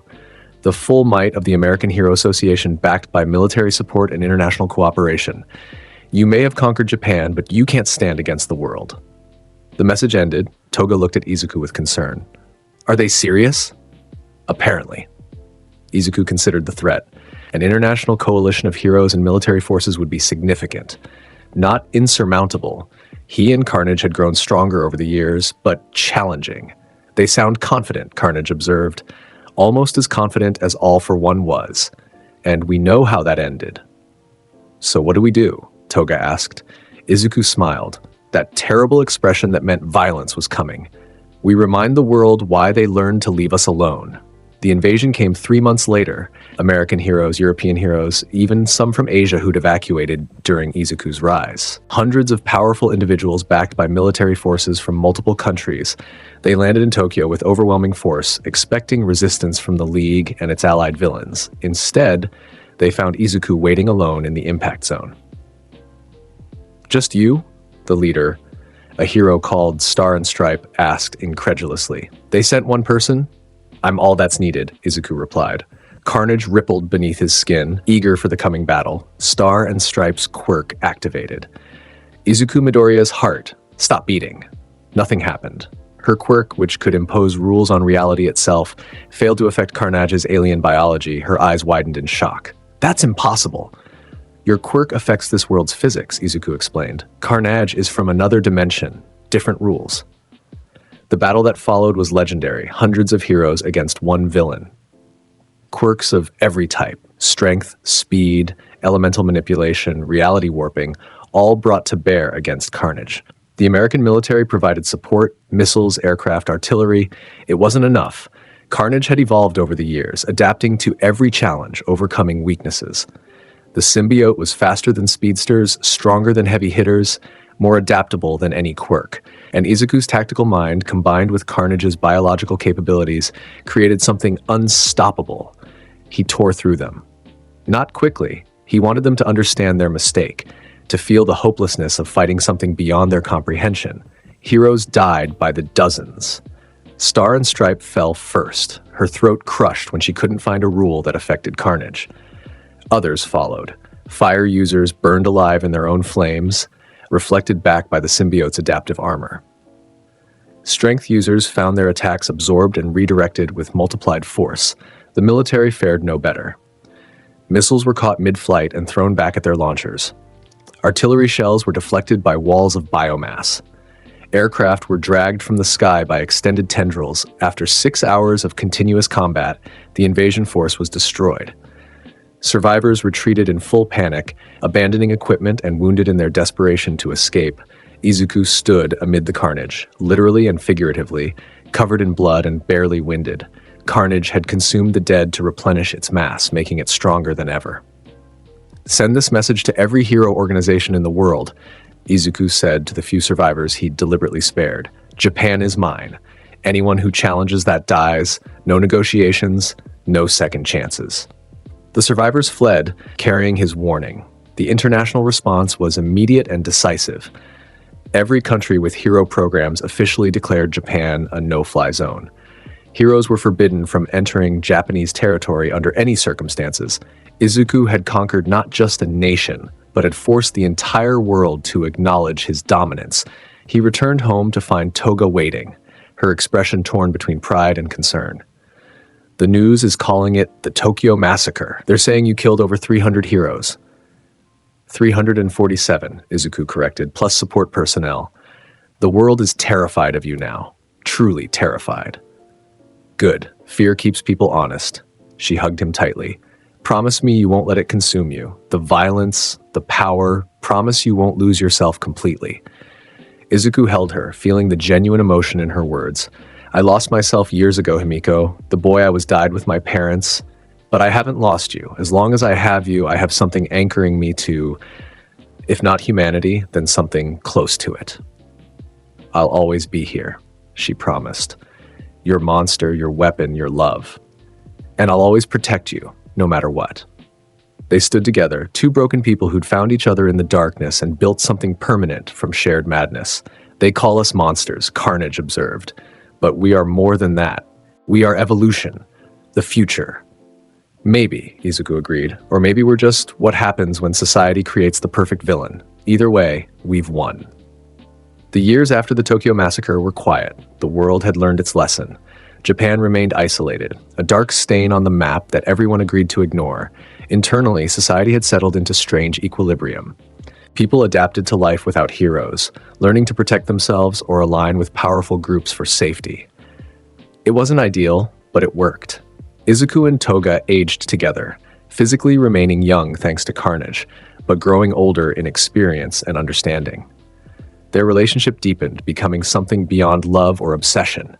They were truly one being in two bodies, completing each other's darkness. When Izuku turned 40, they held a private celebration.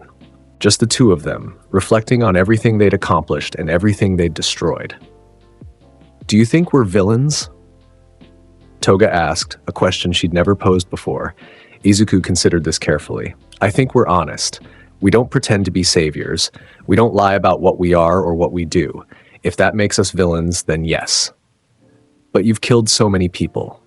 "I've killed people who perpetuated a corrupt system, people who ignored suffering when it was convenient, people who challenged the new order we built."